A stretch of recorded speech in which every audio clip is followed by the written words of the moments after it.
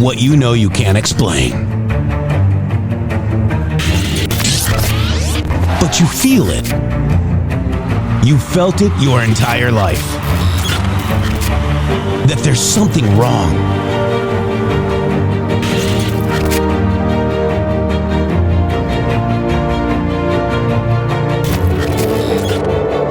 You don't know what it is, but it's there.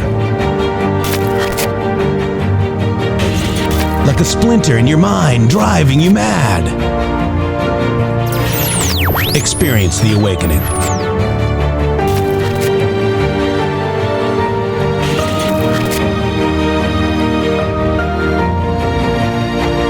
Brilliant anonymous researchers.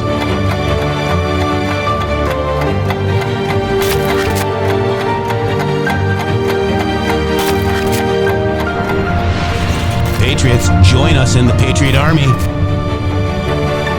Trust the plan, pain coming. Boom, boom, boom. Let's go. RedStateTalkRadio.com, Brighteon.tv, Rumble.com/MG Show.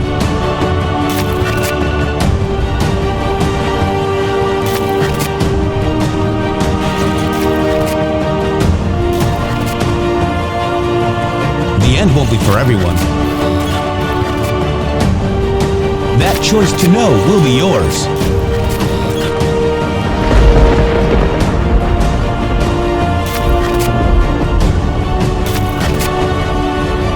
Where we go one, we go all.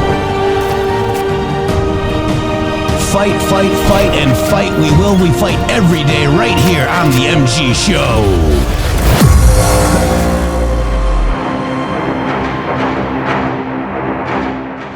Welcome to the MG Show. It is Thursday, October 9th, 2025, and the news is further unlocking the map with the foreign and domestic billionaires, the foundations, the Antifa, the, oh my gosh, Shady Groove, my orangutan partner in justice. Hello. We are the orangutan. Welcome, everybody. We love you guys. I thought it was orangutan. It's harangue. What is a orangutan? Haranguing would be a manipulating somebody into doing something. Right. Okay. Gotcha. I'm haranguing you. You harangued me to join the Q Lounge Live, and that's why I'm here with you all today. Yes, that's why you are orangutanged. Your fault. In the past sense. It's your fault. All right. So we got a conundrum.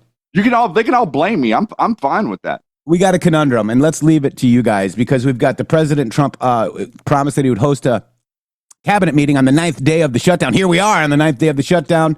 He's going to Walter Reed today, and he's right now doing a cabinet meeting, and it just started.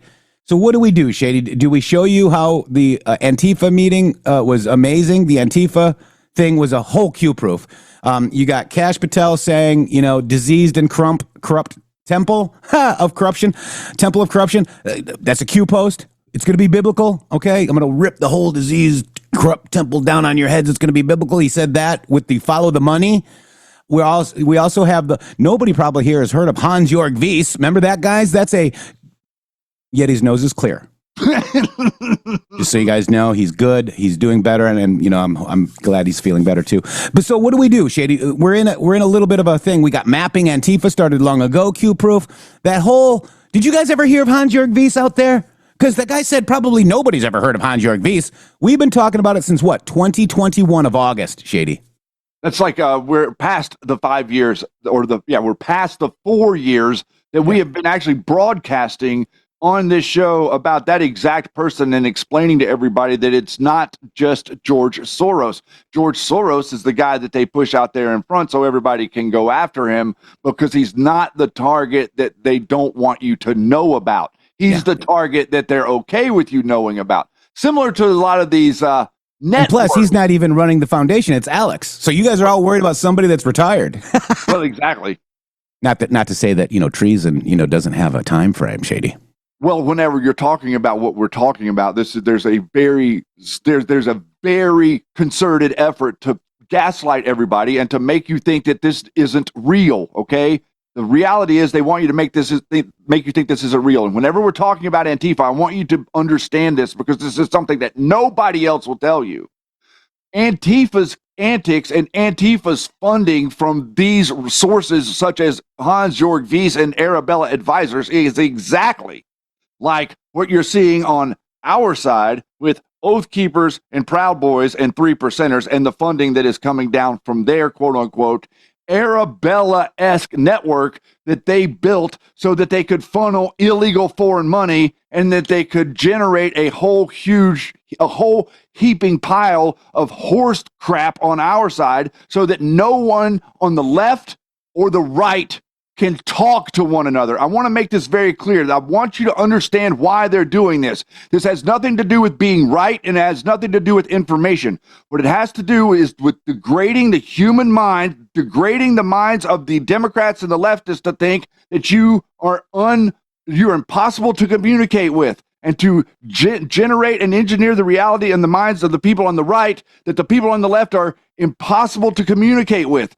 That's the way you destroy the country. You can go look in the manual if you want and not believe me, that's fine. But the way that they do it, going all the way back into ancient times, is they screw with your language. Do you guys remember any stories in the Bible about whenever they split up everybody's language and no one could talk to one another? Why is that? Because the control mechanism that is in place does not exist if we can all properly communicate and talk to one another. And in America, that was the reality before the last 30 or 40 years. And these people that scream at you about Antifa, oh, Antifa, they're anti-fascist. Keep going with the conversation. They're anti-fascist. What are they pro?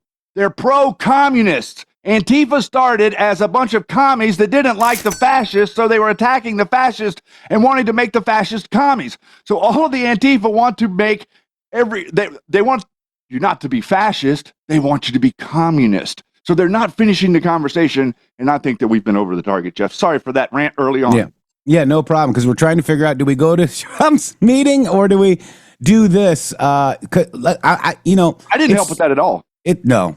Nor did the audience. I actually went the opposite way with that, didn't I? Wow. All right, so let's just do this. This is pesky Q proof. Let's just go through them real quick, because I want to hat tip the people that did them as well. We've got, let me just go to here. We've got C-Page, Rebel Valkyrie, okay? Here we have a curious Antifa mapping pesky Q-proof on 10/8/2025. FBI Director Kash talks about mapping Antifa and the networks at the Antifa Round Table. 5/31/2020, post 4336, and there's another one too, by the way. Antifa mapping started long ago. Q, there's 50 posts with Antifa. That's 1% of, a little over 1% of all Q posts that mention Antifa. Let's listen. Check it out. Thank you, Mr. President. Mr. President, the American people gave you a sweeping mandate in your victory in this election cycle, and they demanded safety and security for our citizens. And your administration, with your leadership, has provided us with the resources that we need, which is a whole of government approach to go after criminals absolutely everywhere, not just outside of this country, but within this country. And that takes a whole of government approach. The interagency seated up here with the Department of Homeland Security, our Attorney General, our Deputy Attorney General, and your White House staffers, and including Stephen Miller's leadership, has allowed us to go out there and map out these networks.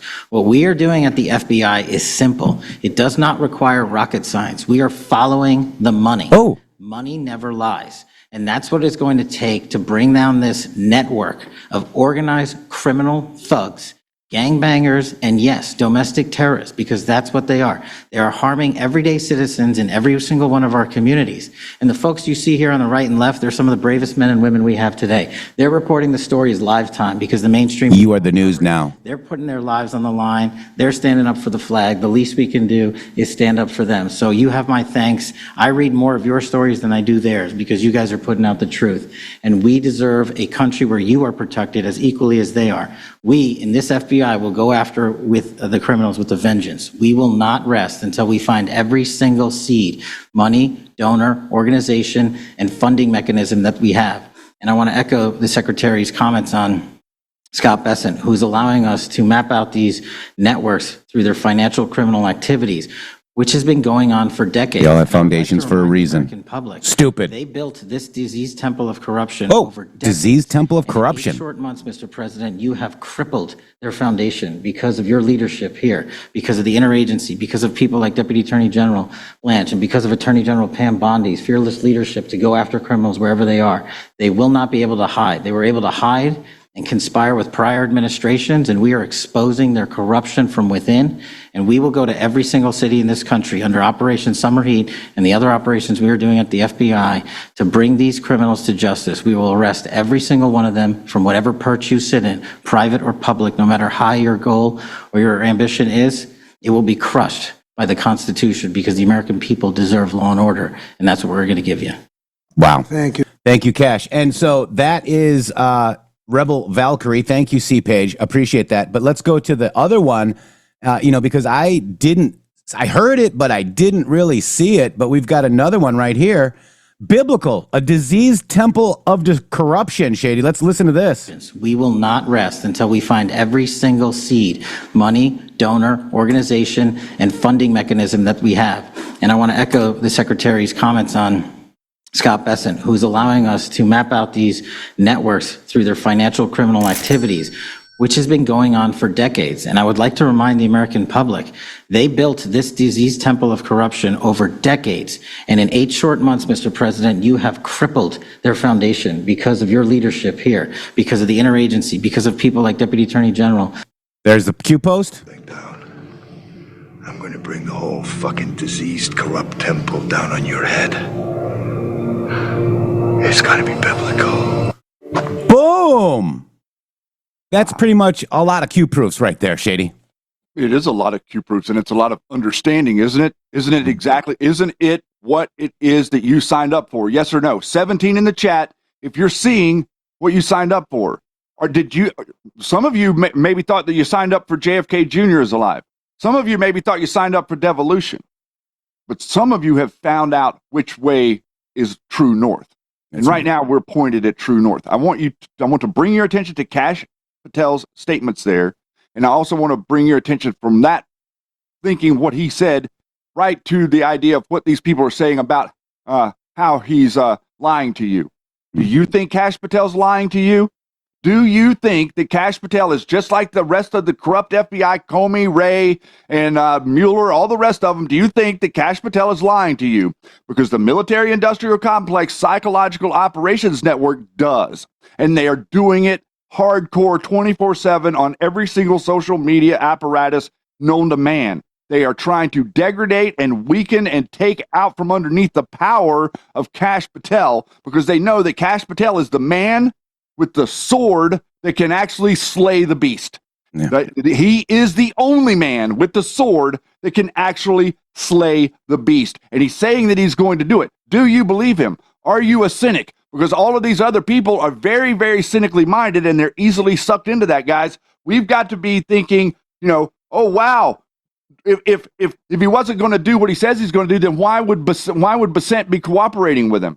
This means that they're opening up the financial records and letting him look into where the money is actually coming from, guys. They can't hide. Their 501c4 isn't going to work in that investigation. They'll be able to see it.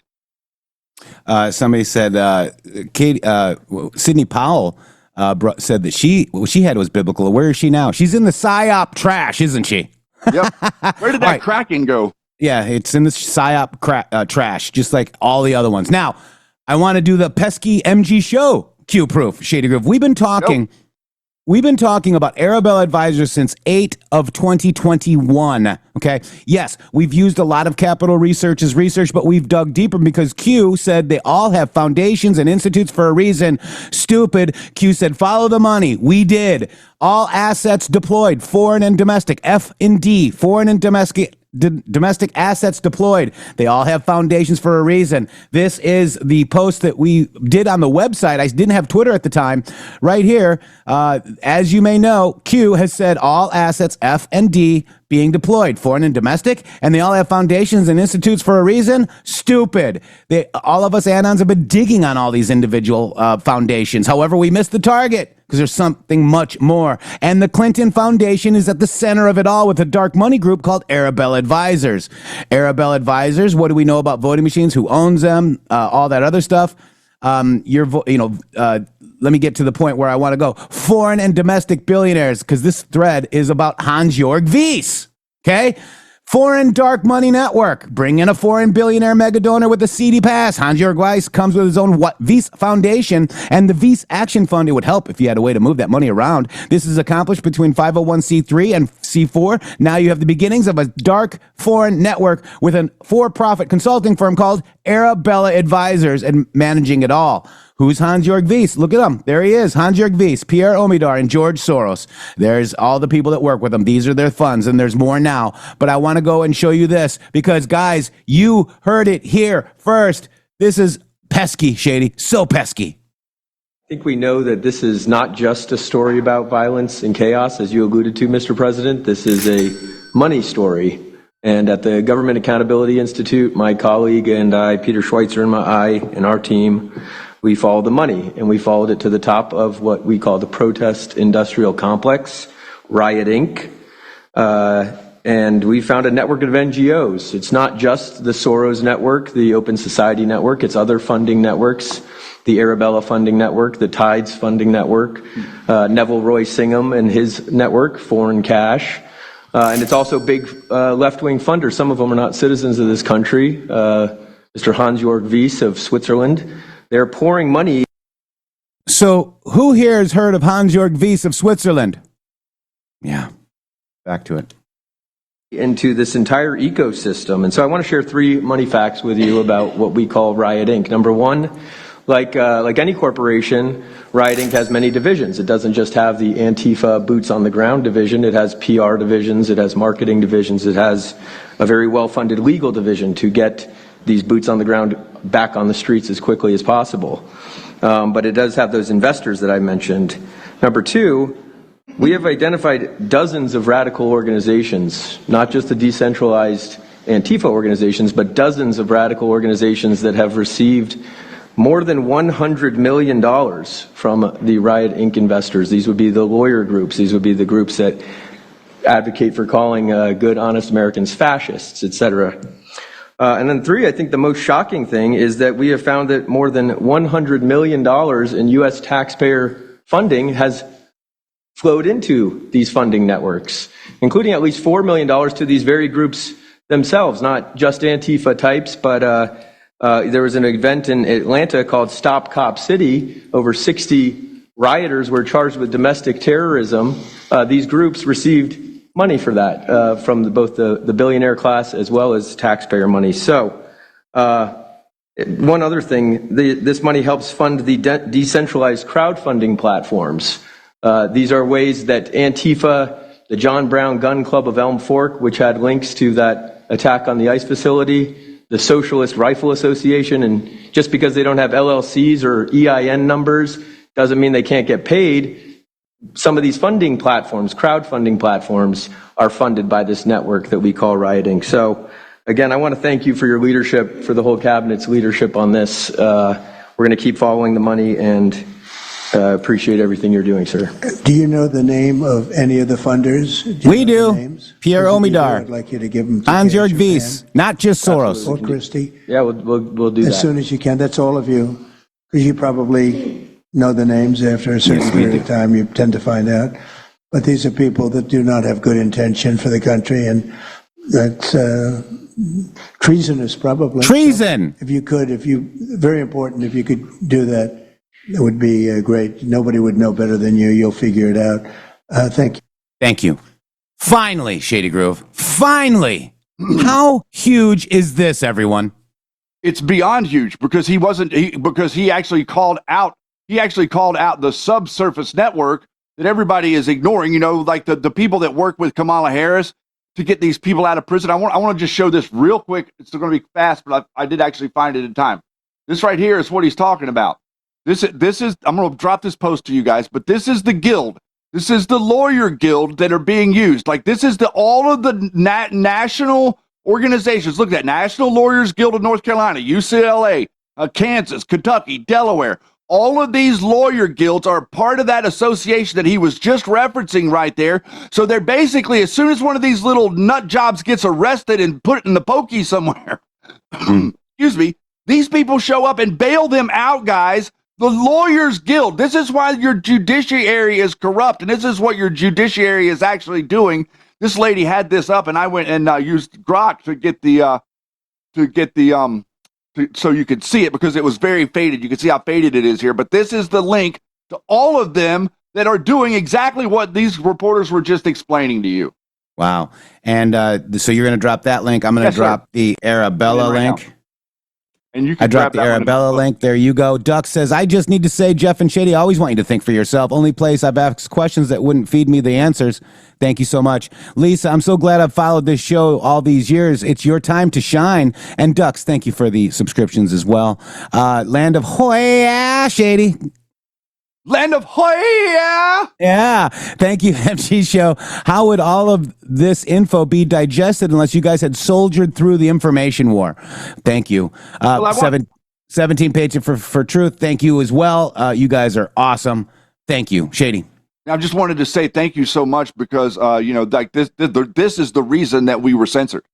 This is the reason that we were censored by the people that are quote unquote in the Q community. The people keep saying the Q community. The Q community is a bunch of nut jobs is what the Q community is. There was Q, and Q was an individual information dissemination project, and everybody else that around it that tried to pretend like they knew what was going on have literally twisted it into something that it is not. What Q was an architecture or a blueprint of something that was going to happen in the future. It had nothing to do with anything that was going on then, because no one was paying attention to it. We couldn't get anybody to focus on it. And then whenever we came up and started explaining this Arabella, all of these people that are in Flynn's network that built their network exactly like Arabella, we've got the tape of how they did it. Why would they be doing something good with that? You really think that General Flynn what did he bring out that's good? Every single thing he's done is corrupted. He hasn't. Is this money laundering whenever he goes and throws a bunch of money at a candidate that can't win? What's going on? He keeps throwing the money that he's taking in at candidates that can't win. It's almost like Patrick Byrne going in and he's buying all these properties for like 30% over what the asking price was in Florida. Why was he doing that? What are they doing with all of these properties that they bought with your money that nobody seems to be really caring about, as they call them heroes? Mm-hmm. Yep.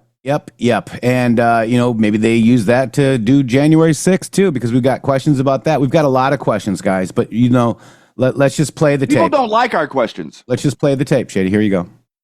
I really like the research that you guys have been doing on Arabella. We actually started the America Project. When you started coming out with that, I was like, Jeff's right on. Jeff and Shady are right on this, because when we started the America Project, when we sat around and we kind of whiteboarded what did we want, guess what our model was?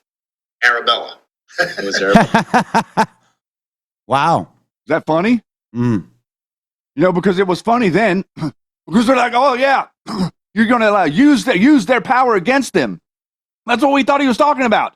No. We're going to use that influx of money to enrich ourselves and then go out and actually undermine Donald Trump. Yeah. Use it as the defeat disinfo, same network as defeat disinfo people, and attack MAGA and be subversive and start engineer. Oh, Donald Trump is controlled by Israel. Oh, yeah. Donald Trump is afraid of the Epstein files. Yeah. So that's where we're at, guys. Wow. I think we're over the target is where we're at. And I think that we're the most censored broadcast ever to attempt to air in this country. And we are still censored today. We are still censored by the platforms. Even the platforms that broadcast the show are censoring it. Yep. And then we get people that infiltrate us and then turn on us, and they're still talking about us today. People do not want you to understand this information, guys. That's the bottom line. Nope. They want you in a rabbit hole. They want you thinking that Charlie Kirk's wife had something to do with killing him. They want you thinking that Israel is controlling Donald Trump. They want you thinking JFK Jr. is alive. They want you thinking devolution, that the military is in control. Every single one of those are professional, industrial strength, psychological operations. Yeah. All right, Shady. So let's go to President Trump's cabinet meeting. I think we've covered that pretty well. You need to watch that whole thing in full. It's about an hour and 40 minutes, give or take, that Antifa Round Table, because all the news systems cut away from it. The entire thing is a Q-proof. You are the news now, biblical, right? The diseased and corrupt temple, follow the money. It's all there.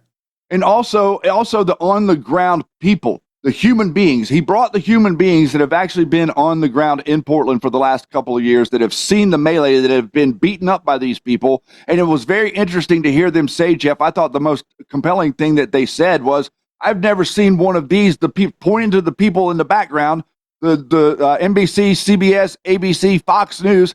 I've never seen a single one of you on the ground there. I've never seen one of your vehicles in the vicinity of anything that's going on in the melee there. Why are you guys not wanting to report this? And then we get all this stuff this morning that says, why all this mainstream media, why is Donald Trump trying to convince America that Antifa is real? That's what the media got out of this whole hour and a half thing yesterday. They come out this morning saying Donald Trump is a crackpot. Antifa's not real. All these people that got beat up by people claiming that they are Antifa are fake, and you people are nuts. That's what the media said this morning. Yeah. Let me just Antifa Round Table. All right. So you guys need to see it behind the scenes of Trump's anticipated why the White House's Antifa Roundtable took an exceedingly weird turn. How's it weird? It's not weird. How is that weird? It's weird because he was like talking to people that have actually been on the ground that are actual journalists, because the journalists can't recognize them because they're not journalists. Yeah. So these people are trying to tell you that that's weird, guys. Okay. What about all they were saying that there were peaceful protests, Shady. Yes. Were they not? They were. Okay. So do you think it's weird that they're telling you that was a peaceful protest? Yeah, it's weird because it wasn't peaceful. Yeah. And how do those people get the money to do these peaceful protests? From people like Hans-Jörg Wyss of Switzerland. Wow.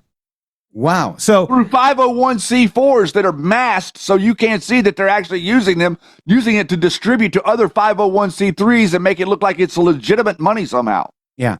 So I want to just real quick show you what's weird, MSM. I mean, you guys were sitting there telling us that those were peaceful protests and that summer of love. Remember that? It was weird. It's called the season of blood. And let's just go to this. Here we go. Let me just go to this. How about the love while the media shrugs? When you took your back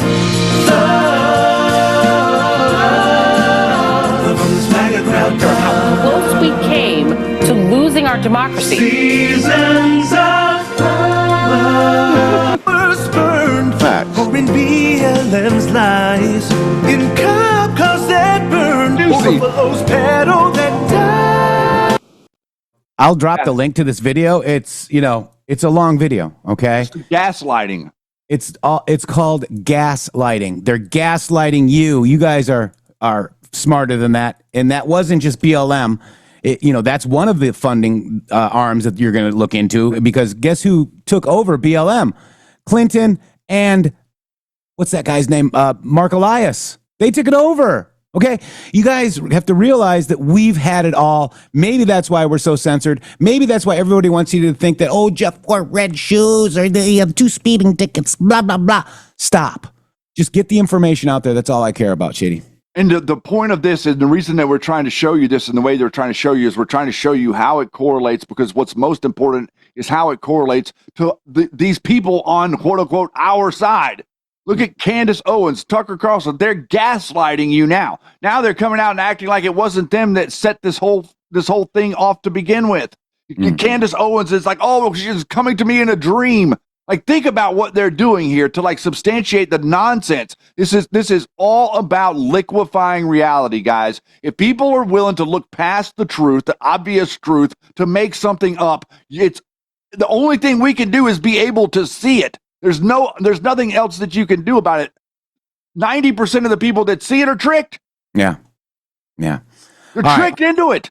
So what we're going to do, Shady Grove, is we're going to move over to President Donald J. Trump in his cabinet meeting. We'll kill two birds with one stone today. We did not anticipate doing this today because we wanted to watch the whole meeting because of all the big networks that went away from it. But this is important too. We're at 9 days of the government shutdown, and these fine people that are running your government right now, and we know who's not there, are working for free.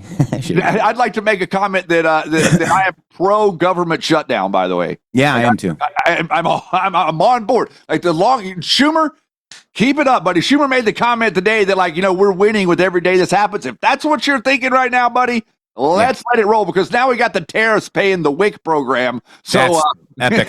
And they furloughed a lot of the, what was it, 3/4 of the IRS system? That's funny you mentioned that. I was going to say the same thing. It's like, and the IRS people are like chilling with their coffee today. All right, maybe they're watching this. We're going to go over to President Trump and the cabinet meeting live. And we're not going to do a 1 o'clock, Shady Grove. We're going to skip the 1 o'clock. Let it roll. All right. Just let it roll, guys. Thank you for your donations. Here we go. Mr. President, we just have 2 quick proclamations for you to sign today. The first, are we going to interrupt it to comment? Leif Erikson Day. Leif Erikson was a famous Viking explorer who discovered the coast of Newfoundland over a millennium ago. This is a hugely important holiday, particularly to Scandinavian Americans who celebrate his legacy as a great explorer, as a devout Christian, and really just a fascinating individual in the history of our continent. Sweden and various other countries. We have a lot of people from Sweden, a lot of Scandinavians. This is very important for Scandinavians, and that's a great honor. Okay. By the way, the Antifa leaders retreated to this. Is like I think very non-controversial, frankly, but some people would say it's controversial. Go ahead. This is like Explorer Day for you, sir. Today we have your Columbus Day proclamation for Monday, which we're signing a bit early. Christopher Columbus obviously discovered the New World in 1492. He was a great Italian explorer. He was a pirate. Ships, the Nina, the Pinta, and the Santa Maria across the Atlantic Ocean and landed in what's today the Caribbean. But this is a particularly important holiday for Italian Americans who celebrate the legacy of Christopher Columbus and the innovation and explorer zeal that he represented. In other words, we're calling it Columbus Day. Okay. Yes.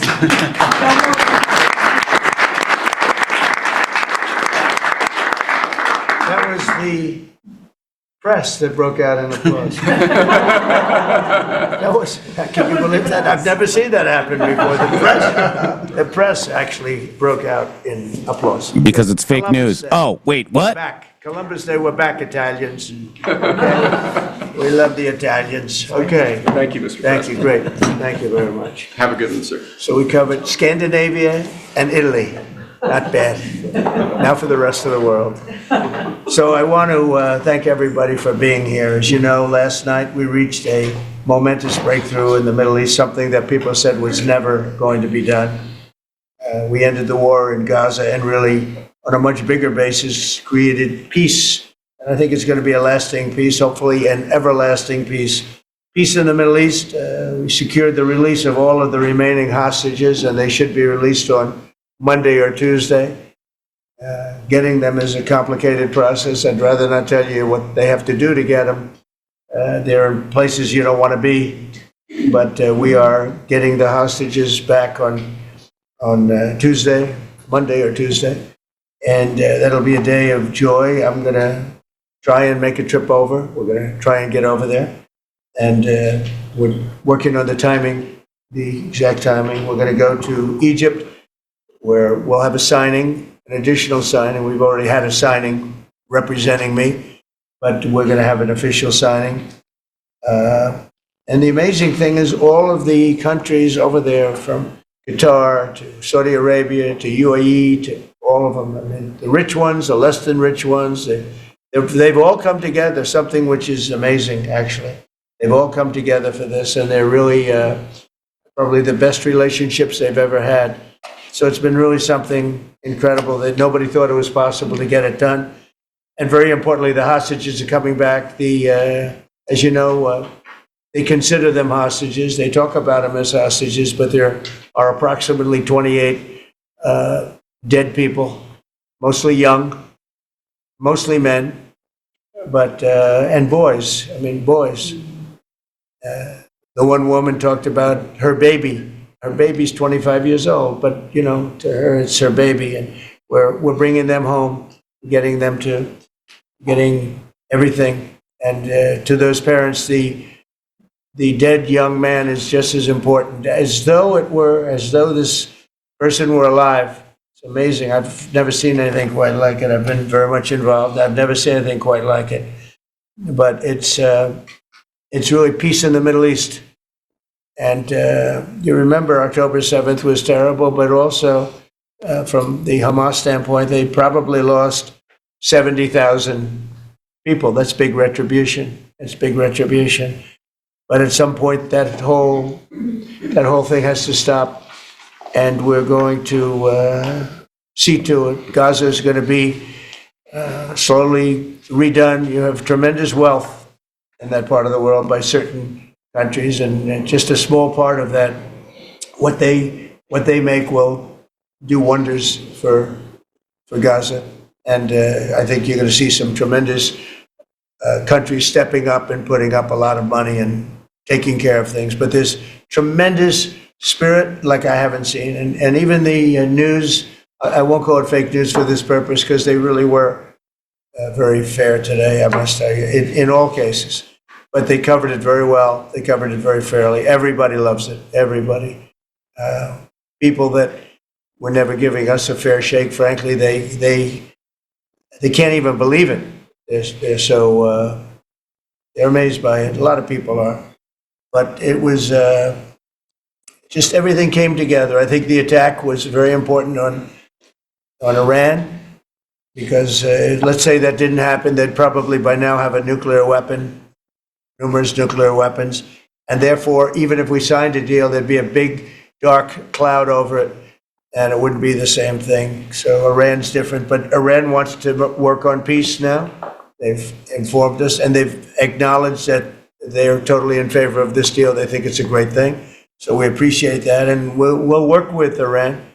As you know, we have major sanctions on Iran and lots of other things. We would like to see them be able to rebuild their country too, but they can't have a nuclear weapon. So I want to express my tremendous gratitude to the leaders of Qatar, Egypt, and Turkey for helping us reach this incredible day and for being there. They were there with us all the way. And of course, as you know, Saudi Arabia and Jordan and so many.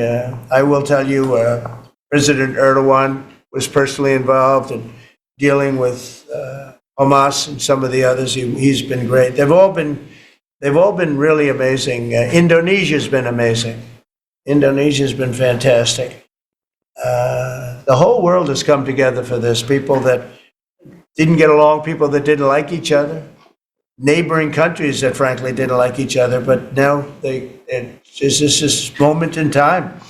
So we look forward to welcoming the hostages, like you can't believe, home to their families, and that'll take place early next week, Monday or Tuesday. And all Americans should be proud of the role that our country has played in bringing this terrible conflict to an end. And I want to thank, some of the people, JD, you were fantastic, and Pete, you were great. Marco was fantastic. Some of you were very much involved. I'm looking around. So indirectly, I think almost everybody in this room was involved. Susie, I want to thank you very much. You were incredible. You've done an incredible job. So, and yes, John, what you've done was invaluable. CIA, John Radcliffe, and he's done an incredible job. So I want to thank you all, and if I'm missing anybody, I apologize, but you've been amazing. And then you have Steve Witkoff, who worked so hard. And you remember we settled 7, this is number 8, we settled 7 wars or major conflicts, but wars. And this is number 8. And the one that I thought would be maybe the quickest of all would be Russia-Ukraine, and I think that's going to happen too. But in the meantime, they're losing about 7,000 people a week, and that seems pretty bad. They're losing mostly soldiers, young soldiers. They go out to war and they're getting killed. And while it doesn't affect us in a lot of ways, we've got a big ocean in between, you don't want to see that happen. It was a big mistake. That war should have never happened. It would have never happened if I were president. So we're here this morning for a cabinet meeting as my administration continues to deliver for the American people, despite the radical left lunatics that shut down our government. You have Democrats that they've lost their way. They have no leadership. We don't even know who to deal with over there. At least they know who to deal with. We have no idea who we're dealing with over there. It's like they have no idea what they're doing. Republicans have voted repeatedly to pass a clean, nonpartisan bill to reopen government at the same funding levels. We're not going to do anything only good for healthcare. We're really, I think, become the party of good healthcare. And they keep using healthcare as a cudgel. They want to try and get everyone thinking about healthcare. We're the ones that are saving healthcare. In fact, one of the things we're doing is we're going to be reducing the cost of medicines by 100%, 200, 300, 500%, and even more than that, because as you know, we're in the process of favored nations right now. We've exercised a clause because we were subsidizing the entire world. The entire world pays a fraction of what the United States has been paying. And we've already, numerous Pfizer and other companies have already signed, and other countries are a bigger problem because they've been getting a subsidized rate. We've been paying for years. This has gone on for 30 years. We've been reducing the rate of drugs for other countries because we've been paying much more than we're supposed to. And they used all sorts of ideas like research and development. I said, what about Germany? What about these other countries? Aren't they paying? No, we have to pay research and development. It was all nonsense, and I couldn't listen to it anymore. So it's a very radical, big, tough shift, very tough. We got a lot of things going on there. But, you know, and you probably heard me say this in my first term, I think it was my third year, we reduced drugs from the beginning of the year to the end of the year. And I was so proud of it. I actually had a news conference to announce it, and it was 1/8 of 1%. Think of that, which is barely a reduction. But it's the first time in 28 years that there was a reduction in drug prices for the year. So from the beginning to the end, it was 1/8 of 1%. And I was so proud of myself. I did something that nobody else could do. But when I started to think about it, I said, doesn't make sense. And then I'm starting to look at numbers where a pill or a treatment or some pharmaceutical product is selling in Europe for 10% of what we pay for in New York City or in any one of our places and cities, states. And then I see people leaving for other countries to go buy their pharmaceuticals, where they make journeys to various other countries, including Europe, where they got the best bargains of all. And I put an end to it. It's over. And now we're, in major, I guess, disputes, but we're winning the disputes by a lot. With the countries, a couple of countries said, we won't do this. I said, well, it's unfair that we're paying 10%, and, you're paying just a fraction of what we're paying for the same product made in the same plant. And they said, well, we're not going to do it. I said, that's okay. You don't have to do it, but I'm going to put a tariff of 9% or 7% or whatever the amount of money is, and I'm going to put a tariff on your country for the amount of money that you're taking advantage of us for. No, you can't. I said, yeah, I can do that. I'm going to do that. And they would immediately agree. And I'd make the tariff substantially more than the number we're talking about. And they would immediately agree. So we have the consent, I think, Bobby, of every country, essentially. They know that if they don't do it, we're going to put a tariff on for double the price, and they're going to do it. So we never had that before. You never had anybody in here that knew what the hell they were doing, I'll be honest. Really makes me angry. Because for years and years, and this started many years ago, and basically we subsidize the world. So this is going to have a huge positive impact on Medicare, Medicaid, even Social Security. But anything where there's pharmaceuticals, drugs involved, it's going to have a tremendous impact. So we're going to get drug reductions of 100%. I told you 1/8 of 1% that I was proud of myself. Now you're going to get 100%, 150%, 200, 300, 400, 500%. You're going to get the biggest drug reductions that you've ever seen. And they're already, I guess they're starting to kick in, but we've made deals with numerous companies where And we're going for the full board. We want whatever the price is. So that would mean that the world price, because the world is bigger than the United States, a lot more people, but the world price will go up a little bit and our price will come down a lot. So if a pill sells for $10 in London and $100 here, the pill will go to $20 in London and $20 for us. It's pretty simple. And that is a number that nobody can even fathom. It's a little like tariffs. Nobody knew how big they were. Nobody knew until they started seeing the trillions of dollars that have come in. I don't know why they didn't understand it. It's something they should have understood. We were taken advantage of for years with tariffs. And now, I don't want to say we're taking advantage, but we've become a very strong country because of the money that's coming in. Republicans have voted repeatedly to pass a clean, nonpartisan bill to reopen our government. And remember, at the same funding levels, both parties have supported in the past. So the radical Democrats have chosen to put the economy of our country. We have the best economy we've ever had. We had the best economy in my first term, but we have an economy that's blowing it away.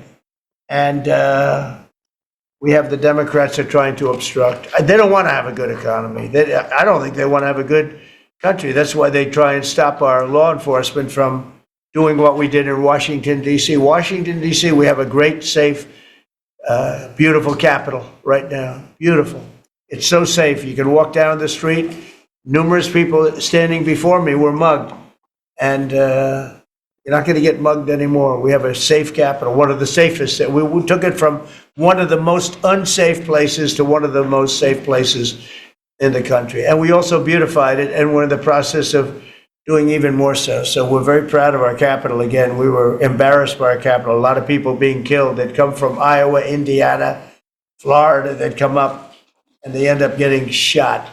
They're not getting shot. We moved out 1,700 people approximately, right? Approximately 1,700 hardened criminals, career criminals. They moved them out.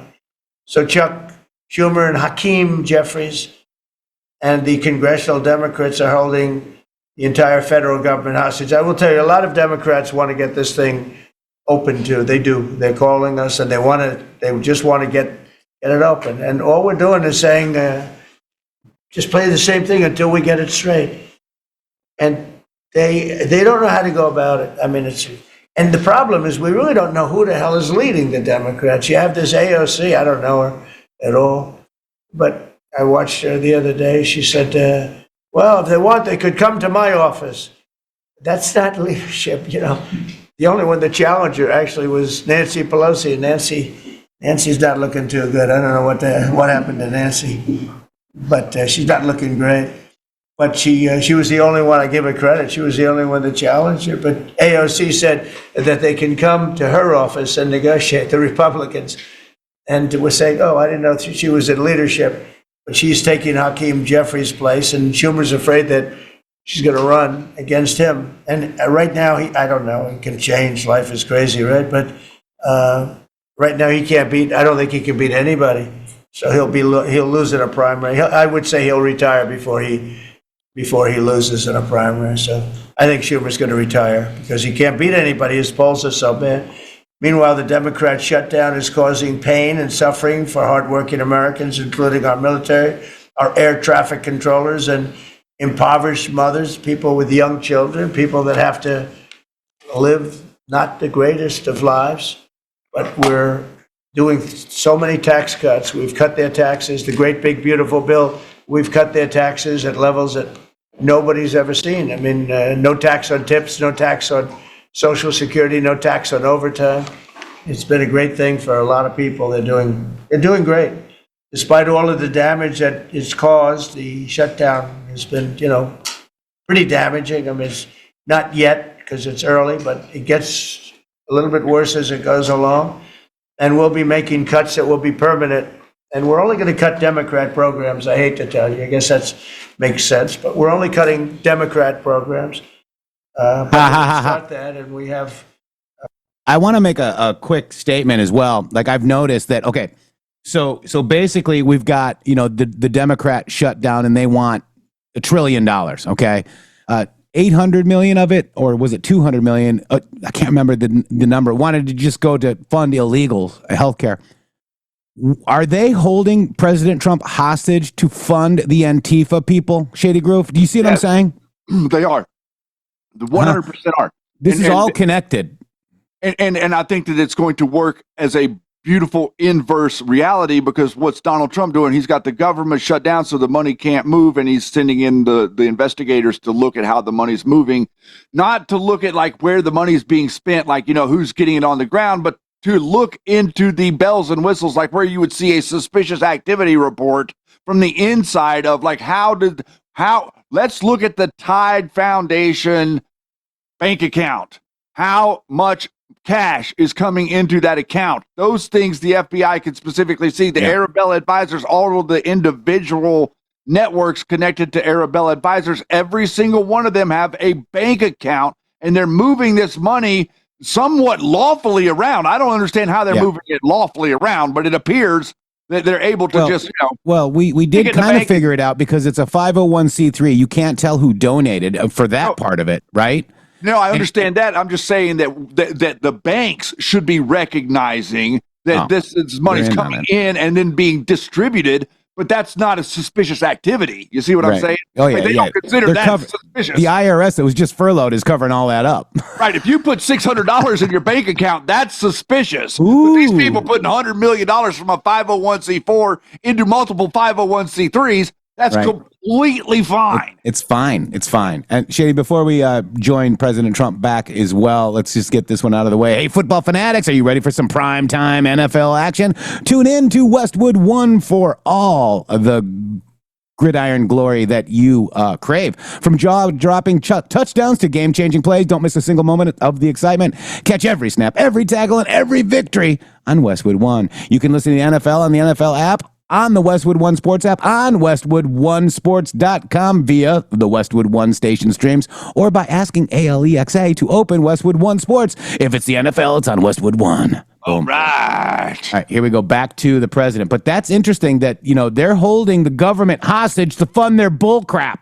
Well, you would almost think that like it would be the same type of thing that the mafia does. It almost looks like the same type of way that the mafia or the cartel acts. You know, like they say, oh, well, you're not doing what we want you to do. Well, then we're not going to let you open your business. You talking about the Godfather? I am. I'm talking about the hidden enemy, sir. Forget about it.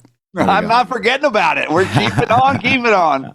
Yeah, apples to apples, no Bad Bunny. I'm with you on that. But hey, the NFL, Westwood One, is sponsoring a Q-related show. Be happy. Love you guys. Russell can talk to you about it if he wants to, but we'll be cutting some very popular Democrat programs that aren't popular with Republicans, frankly, because that's the way it works. They wanted to do this, so we'll give them a little taste of their own medicine. But Chuck Schumer proclaimed this morning that every day gets better for them. No, every day it's actually getting worse for them. And they're having a rebellion in the Democrat Party because they want to stop. And if you saw all of Schumer's, I watched last night like 10 different times over the years, he said, you can't shut down government, you can't shut down. And now he's the one that shut it down. So this is a confession that he's acting not to serve the people, but to serve the partisan interests of his party. And I don't think he's serving them well because they're way down. Look, they just lost an election in a landslide. You know, it was interesting. I watched Kamala. It was a sad figure. I watched her the other day saying the election was very close.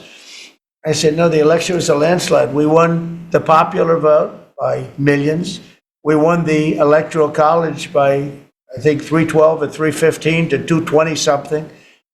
But there's another one that we won that's why when you see the maps are completely red. It's counties. The counties, we won at 2,505 to 525. So 2,500. And news unlocks the maps. Thank you, President Trump.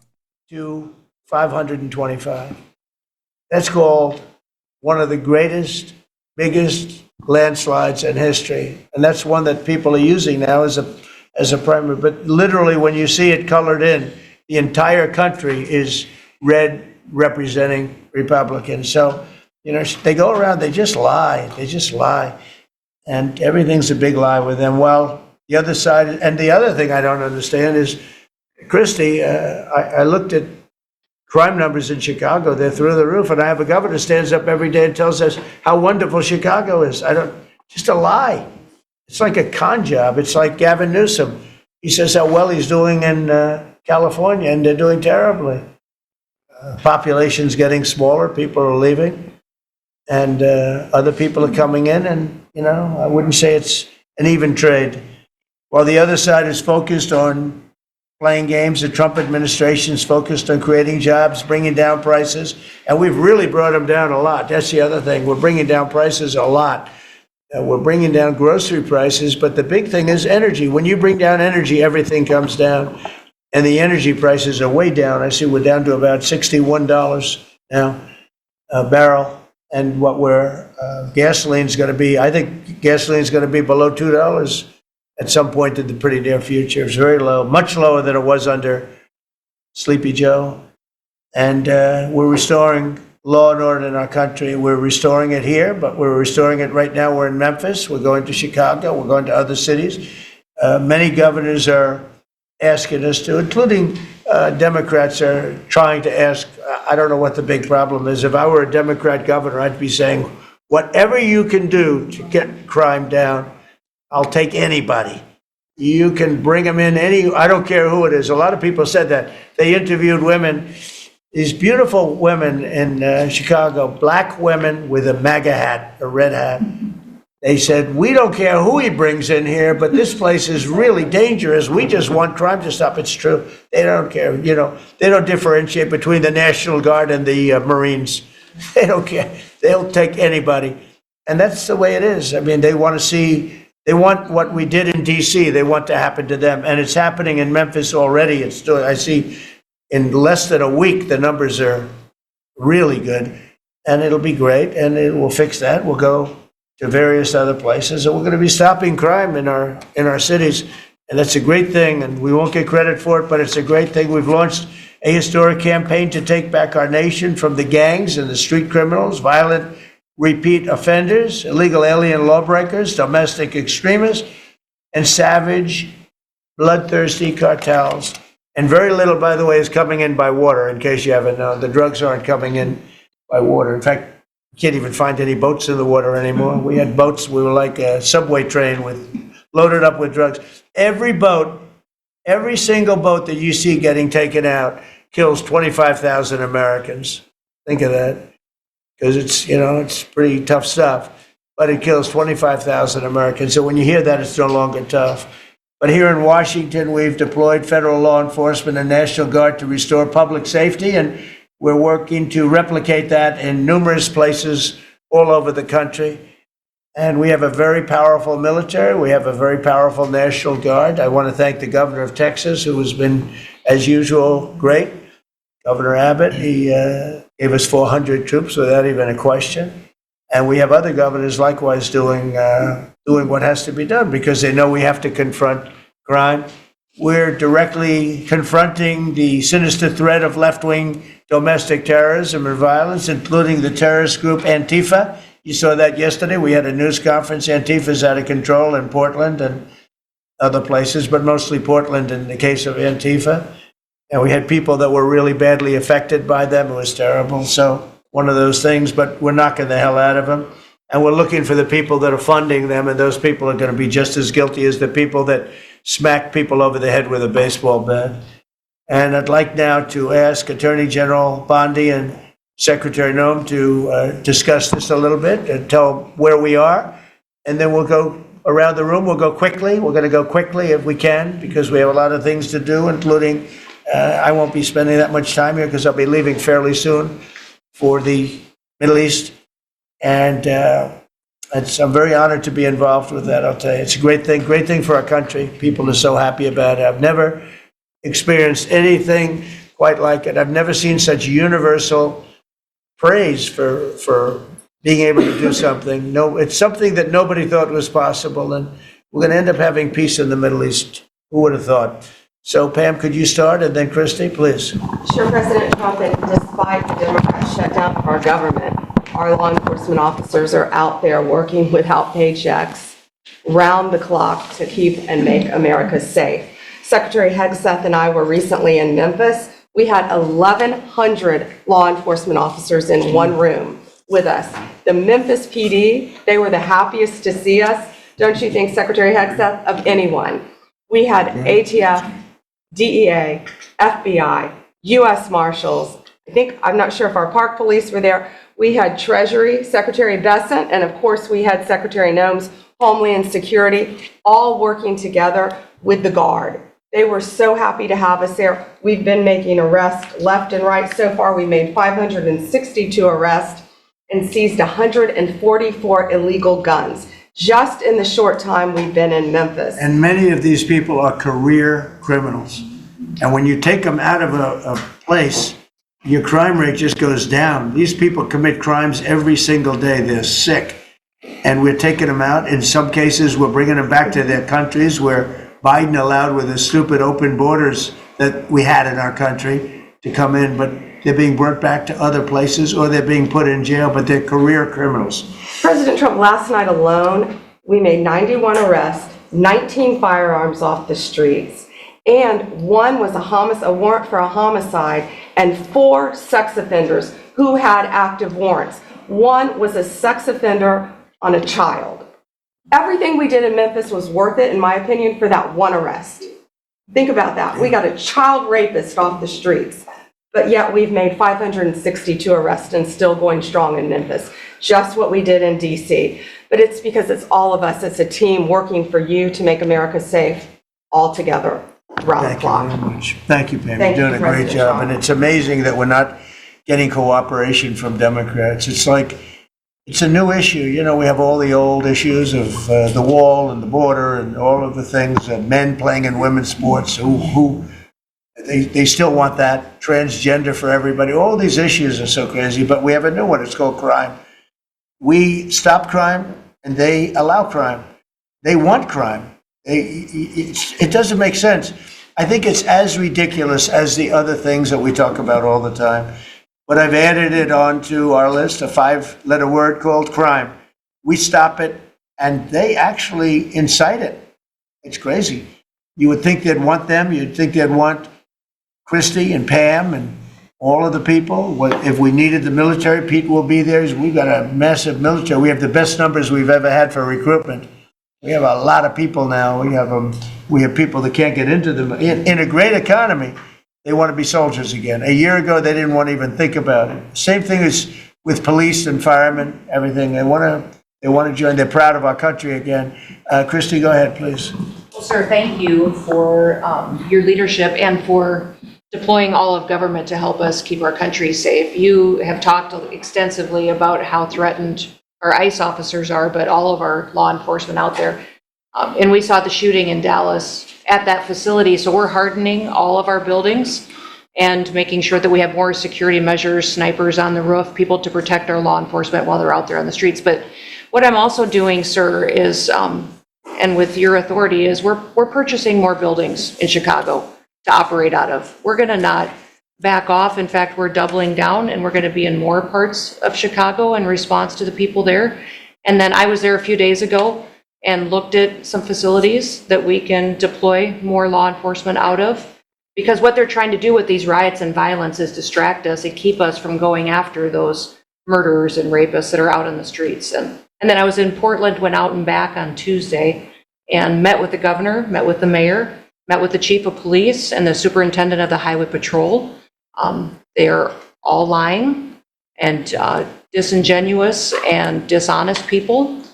Because as soon as you leave the room, then they make the exact opposite response. So we're looking at new facilities to purchase. They're in Portland too, and we're going to double down. And I told them if they didn't meet our demands for safety and security on the streets and work with us, then we were going to bring in more federal law enforcement. So I want to thank Pete and the Department of War for all their help. They've been fantastic. But while we fight litigation and work with Pam on that, we're going to send more of our resources and men and women out there to keep everybody safe. So no worries. What we see in DC and what we see in Memphis for benefits for people in the safety and security, we'll see that in Chicago and Portland. The numbers in Memphis, it's only a week, but the numbers have been amazing, I understand. That's exactly right. The crime numbers are way down.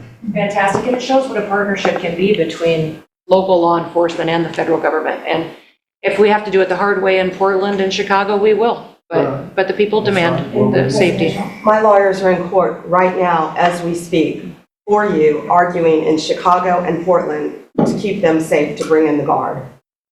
The government doesn't want it there, but we do. We're going to keep their citizens safe, thanks to The you. people want it. I don't understand the politics of it. I don't understand why Pritzker is trying to protect people that are really bad They're people. more scared of the anarchists that are on the street and the politics of it than they are of doing the right thing. I think they're afraid. Yeah, I think they're threatened. They don't tell us, but I think Pritzker's threatened by people. There's no other reason that this could be possible, that they don't want to have a safe Chicago. And we can solve the problem very quickly. And we're doing that anyway, regardless of if he doesn't want it or if he does want it, we're doing it anyway. So make sure. I asked the mayor that himself. He said that Portland was perfectly safe, a beautiful city, no problems. And I said, well, why did you clear the streets for me today then and build out a 4-block radius to make sure I could get in and out of here? And these people on the street screaming death to ICE. There's graffiti that says Molotovs melt ice. We have the guillotines. We're going to use them. The things It's that almost different. It's like anarchists. it is, it really You know, is. it's really different than a lot of the others. This is a sick situation, but those are anarchists. Those are people that want to overthrow government. They're really degenerates. And we're finding out who is supplying all of those beautiful signs and everything Well, else. Scott's been fantastic. His team finding the financial networks is great. That's what gives everybody. Scott will do that. That's easy for Scott. Right? We got a great team, sir. That's good. How about we go to Marco? You can talk a little bit about what's going on and Well, go ahead. yeah, Mr. President. I don't know if one day perhaps the entire story will be told about the events of yesterday, but suffice it to say, it's not an exaggeration that none of it would have been possible without the President of the United States being involved.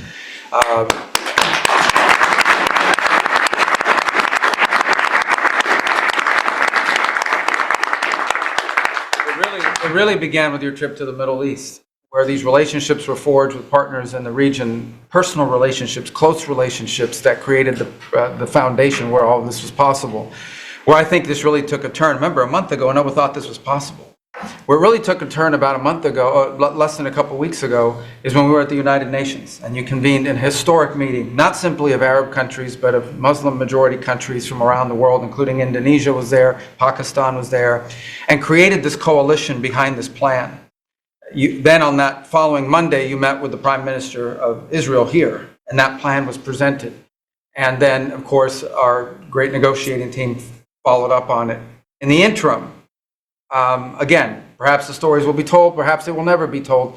The president had some extraordinary phone calls and meetings that required a high degree of intensity and commitment and made this happen.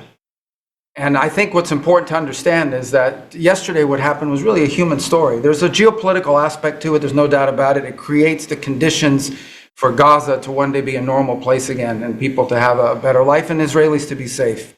But yesterday was a human story. And because of the work you put in. This is huge, guys. Wow. Not only is there no other leader in the world that could have put this together, Mr. President, but frankly, I don't know of any American president in the modern era. Saving Israel for last. Because of the actions you have taken unrelated Yes, to this, sir. because of who you are and what you've done and how you're viewed. And this weekend, because of that, at some point very soon, we are going to see 20 living human beings emerge from the darkness into the light for the first time in 2 years. And that is because not only were you used the credibility and the power and the prestige of this office and the relationships you created, and you committed yourself to making it happen. And I think it will go down as a historic moment in the history of our country, and something our country should be very proud of, that we have a president that's committed to not just peace, but to the human aspect of reuniting these families. My last point on this is just a couple days ago, Secretary Lutnick hosted us all, many of us, at the Kennedy Center. And we had these families, we've interacted with them for so many years, for 2 years now. And the stories are heartbreaking, both whose families are alive and those who are deceased as well, who want their relatives back so that they can complete the process of grieving. And we had all hoped that perhaps that was the day that we would have an announcement for them on the anniversary of the 7th. But I know you were able to speak to some of those families last night. And I just hope the whole nation understands how incredibly proud they should be of their president and of their country for the role that they've played. And I don't want to let this moment pass, Mr. President, without also noting the incredible work of Steve Witkoff and Jared Kushner. They're an incredible team working together, facing some substantial impediments to even being there this weekend and doing it. Let me just leave it at that. And they've done it. So didn't he just say dark to light as well, Shady Groove? He did. Is that a pesky Q proof? It's working on it. I don't know. Jeez. Good job on your behalf, Mr. President. They deserve a tremendous amount of credit. But thank you for what you've done for the world. For the world. Thank you very much, Marco. I appreciate it. I think because we have a very busy day with all that's going on, what we'll do is maybe just a few of you raise your hand if you'd like to say something that don't talk too long. He's doing such a great job. So good that he could talk all day. That's the problem, right? But go ahead. And what we'll do is just take a few hands, and then we'll go back to getting peace done. Okay? We'll go a little bit quicker. We'll take a few questions from the press. Go ahead, please. President Trump, I just want to double down on what Marco was sharing. Such a remarkable accomplishment. Agree that no other president could have done this. But what set the groundwork for you able to do that? When you took office on January 20th, you made a 180-degree turn in our military strength with Pete's leadership. You were the master class in peace through strength. So militarily, we've completely turned around. We've demonstrated that through execution against Iran and others, that we have force. We want to end wars, but we'll use power if we have to. And then secondarily, peace through strength is also the prosperity, having the strongest economy and being willing. Is peace through strength the Q proof? Yep. Huh. So this Q thing might be real, huh? I don't know. Wow. To wield the power of a tariff, in addition to the military power, to reorder the globe. Those two things that you're standing on, both economic power and military power, allowed these negotiations to go forward. And I think as you've described, the importance of these economic negotiations and all the trade deals, but that. I just want to make a statement. I saw a comment here. Did you see the Russian account posting Q drops? I don't like it. Okay. I think it's gaslighting, just to be honest, because they all are saying that we're Russian bots. You guys get that, right? You guys understand that it's a psyop from Russia, in my opinion. And guess who else also has communicated and that guy has reposted? Yes, you guessed it. I'll give you 3 stars if you can guess it in general. So I'm not really big on that Russian guy posting Q drops. Sorry. Also begins with another 180-degree turn, and that was the 180-degree turn on energy. You have used energy diplomacy to bring prosperity to the American people, and you've used it to bring peace abroad. The combination of those 3 things have been remarkable, and now we're seeing the remarkable result. And we got one more that I know you want to end with Russia and Ukraine. Energy is going to play a key role in that. And now with this historic agreement, we're in a position working with the Middle East to also end the Russian-Ukraine conflict. So again, congratulations. Thank you very much, Doug. I appreciate it. Maybe I'll go to you for a second. You can just cap out what he said about the military, how well we're doing and how big it is and how strong it is. Mr. President, you're exactly right. At the War Department, you don't get peace without strength. And our job is to be the strength part of the equation and deliver that when necessary, as you demonstrated with your Order of Midnight Hammer. The entire world saw. And I just want to echo what Marco said. It is a personal honor to be able to witness the way you lead and negotiate. I wish people had a full understanding of what that looks like, that historic nature. A lot of us vets, the Vice President, Tulsi, Lee, Doug, probably after decades of war and the chaos that was unleashed through reckless and foolish American policies, never thought this kind of peace would be possible. Yet, with your strength, with your ability to wield trade negotiations, personal relationships, to open up that opportunity is truly historic on the world stage. And it creates a whole number of other cascading effects. And watching Marco and the Vice President and Steve and Jared, CIA Director, everybody come together to make it happen. You've formed a phenomenal team, Mr. President. And at the War Department, our job is to make sure if and when there's question about American commitment, the whole world knows we've got the biggest, strongest, most lethal, and most ready War Department in the world, which is true, which is why we saw record recruitment in 2025, Mr. President. The first 2 weeks of 2026 already blows that out. FY 2026 already blows it out of the water. In fact, re-enlistment has already met its year-long goal in the Marine Corps in 2026 in 2 weeks. Okay, you can't. There's no other way to create that kind of love and enthusiasm than with your leadership, sir. And it is an honor to work with Pam and with Kristi and the cities across the country to make sure American citizens and law enforcement are protected with our National Guard. That's a core mission. And last thing, Mr. President, on the southwest border, the first group that rotated in to lock down that border to 0 crossings is now rotating out. And with a new border medal, the Southwest Border Medal, or it's actually called the Mexican Border Medal, revived from 1918, that will be pinning on their chest. So thank you for renaming the department, and we're trying to live up to it every day. Thank you, sir. I mean, think of this. We have record numbers of recruitment. 1 year ago, there were stories, front page stories, that we couldn't get anybody to join the Army, Navy, Air Force, Marines, Coast Guard. I call it our beautiful Space Force. I love our Space Force. It's turned out to be very important. But we couldn't get anybody to join. Nobody wanted to join, including our police and fire. They didn't want to join anything. Recruitment was embarrassing. We couldn't get anybody. And now we're brimming. Now it's, and they're getting in based on merit now. A soldier's a soldier. They come in now based on merit, not based on woke stuff that anybody can qualify. You have to qualify for jobs. You have to qualify for certain types of jobs. And it's amazing. So we were embarrassed a year ago. Think of it, a little bit more than a year ago. I think it stopped on November 5th. I think it really started, this all started on November 5th, the election day. But now everybody wants to be, and we have an overabundance, and maybe we should raise it a little bit. I don't know. I like that idea, sir. But we could raise it. But we have so many people want to join, and they're proud of our country again. JD, could I ask you to say a few words? Yes, sir. So just a couple of things, Mr. President. First of all, congratulations on yesterday. It was a big day. To Marco, to Susie, to the entire team. But in particular, viewing it from this perspective where for months, the fake news media attacked you, attacked the entire team, attacked your approach. You know, the definition of insanity is to do the same thing again and again, expecting a different result. The reason we're here is because the president actually charted a different course with a different team. He vested a lot of authority in Steve Witkoff in particular, and that's why we're here. It's because you did something different, and I think it's important to recognize that. I also think the president, you know, Marco mentioned the president's personal touch being a big part of this. The one thing I would say is obviously the President of the United States, a New York real estate billionaire, one of the most famous New Yorkers in the world, has a lot of interaction with a lot of people who are very pro-Israel. I think that was an important set of experiences and life experiences that he brought to the table.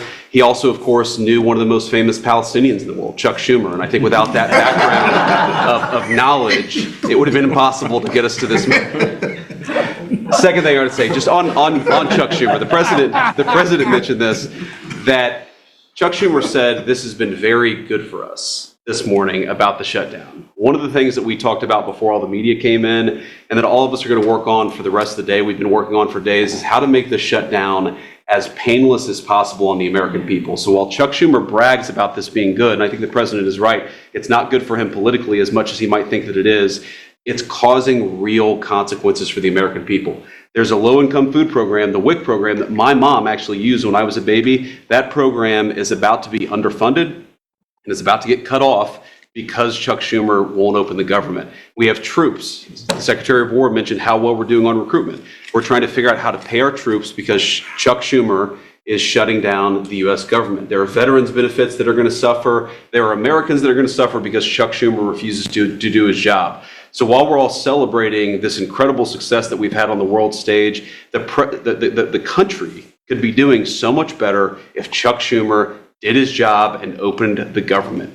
Every single Republican, except for Rand Paul, has voted to open the government. A few moderate Democrats, to their credit, have voted with us to open the government. We just need 5 more Democrats to come to their senses and let the people's government serve the American people. I hope that they'll do that. Thank you very much. Sir. Chris, please. Yeah, to follow up on that point, Mr. President, the Democrat or Schumer shutdown did not begin 8 or 9 days ago. It began 8 or 9 months ago with your inauguration. For the first time in American history, Every Senate confirmed appointee who are our deputies to run our department, every one of them has been filibustered. One of the critical parts of my department is the National Nuclear Security Administration.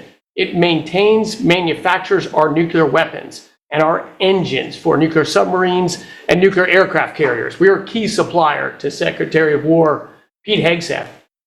They filibustered, the Democrats filibustered the leader, the administrator of the National Nuclear Security Administration, would not let him come into my department until the Republicans 2 weeks ago changed the Senate rules so they could confirm him and we could have a leader. They filibustered the leadership, now they're filibustering the funding. In the next 6-7 days, we're going to run out of funding, and the retooling of our nuclear stockpile, the ultimate guarantor of our sovereignty, is going to be underfunded, and we're going to have to slow down and creep to us crawl these efforts. Just incredibly irresponsible for Schumer to worry about his own reelection and not the 340 million Americans that count on the efforts of our military and all of our departments. It's truly offensive, and we need to bring it to an end as soon as possible. Let's open the government back up. And you're doing a great job. Thank you very much. Bobby, did you want to say something? You got a lot of things happening. A lot of things. A lot of very positive things, actually. Mr. President, I'm glad you're getting bipartisan accolades on the Mideast peace agreement. You should also get bipartisan accolades on the MFN agreement. It is a historic agreement. It's going to benefit every hardworking American. It's going to lower the price of drugs for every American. By the time this administration is over, we will have 95% of the drugs in this country will be the lowest price in the world. It immediately begins to affect Medicaid, Medicare, Social Security, the other government programs. I remember when I went through the confirmation process, and the principal preoccupation of the Democrats during that process was whether I would continue the IRA negotiations on drugs. The Democrats negotiated 10 drugs. I'm supposed to negotiate every year 15. The 10 that they negotiated, they claimed to get a 22% reduction, but it was a lie. It was 22% under the list price, which was actually higher than the price we were getting. So Medicaid, Medicare ended up paying more for those drugs than they were paying beforehand. They only got a benefit on one drug. One was tied. 8 of them were lower. So they should be applauding what we're doing now. We're doing something that every administration, Democrat and Republican, has been saying that it was going to do for decades, and you got it done because you understood the power of the tariffs. We had leverage over these companies. And you did it in a way which you asked us to do, to negotiate in a way that was not going to stifle innovation, that was going to make sure that those companies could bring their production home, and they are doing that. And it was a profound success. It will affect every American for 100 years. And you should be getting bipartisan accolades on that. I'll say one other thing about Tylenol, only because of this. This morning before I came in here, somebody showed me a TikTok video of a pregnant woman, 8 months pregnant. She is an associate professor at the Columbia Medical School, and she is saying F Trump and gobbling Tylenol with her baby in her placenta. And the level of Trump derangement syndrome has now left political landscapes, and it is now in the realm of pathology. And a mother could overwhelm millions of years of maternal instinct to put her baby at risk. And all you have to do is look at the studies which you and I talked about. It's not dispositive that causes autism, but it is so suggestive that anybody who takes this stuff during pregnancy, unless they have to, is irresponsible. There are 15 rodent studies. Every one of them shows if you give it to the mother, the babies, and particularly the male babies, have profound neurological and behavioral changes. There is a study from Johns Hopkins on cord blood where they divided women into 3 categories: those who had the least acetaminophen in their cord blood, and those who had the most. The ones with the most had 3.6 times the rate of autism in their children. The middle category had 2.2 times, so it's a dose-related response. And there are dozens of studies that show the countries that use the most have the highest level of autism. Cuba has the lowest level in the world of acetaminophen use, and it has the lowest autism rate in the world. So this is not dispositive. It is not proof. We're doing the studies to make the proof. But in the meantime, the precautionary principle should apply. And any mother who is taking this stuff during pregnancy just to get back at Donald Trump is doing something that is pathological. And we're seeing that across the board. I got a lot of other stuff to talk about, but I know we got a short time here. But thank you, Mr. President. You're making our country healthier again. Thank you, Bobby. Could you just, for the record, state what the autism was, let's say, 20 years ago and what it is today? In 1970, the largest epidemiological study in history was performed. 900,000 kids were looked at. They were looking for autism in Wisconsin children. They looked at every child in Wisconsin who was 8 years old. They found an autism rate of 0.7 per 10,000. So almost close to 1 in 20,000, less than 1 in 10,000. Today, the autism rates are nationally 1 in 31, but it's actually much worse than that because California, which has the best collection system, reports an autism rate of 1 in every 19 children, 1 in every 12.5 boys. This is a national security issue. There is nothing more important, and I'm grateful to you, Mr. President, because you know the flack that you take for even talking about this issue. You've shown courage and you've shown leadership, and I can't thank you enough for letting me do this work. Thank you. So think of that, 1 in 20,000, and now it's 1 in 12 for boys, 1 in 18, 19 for girls. So obviously there's something that's artificially, I think, induced, something, whether it's the vaccines in terms of these massive vaccines that are twice the size of a jar like that, of a glass of water like that, I mean, into a baby's body. And I've suggested get them in doses, get them in, maybe 20%, 30%, but smaller, not such a big. I think, that. Then we had certain recommendations, the MMR, take them separately. The measles is already separate now, and it works out much better, but there doesn't seem to be any impact if you take it separately. If you take it as a combination, it's not so great. And some other things, but I would say don't take Tylenol if you're pregnant. And when the baby is born, don't give it Tylenol. You can avoid it at all. Just don't give it Tylenol. I'll say this really, also. what do you have to lose? You really don't have much to lose. Yeah, There's also there's many other confirmation studies. There's 2 studies that show children who are circumcised early have double the rate of autism. It's highly likely because they're given Tylenol. So, none of this is dispositive, but all of it is stuff that we should be paying attention to. But, there's a tremendous amount of proof or evidence, I would say, as a non-doctor, but I've studied this a long time ago. I met Bobby in my office 20 years ago.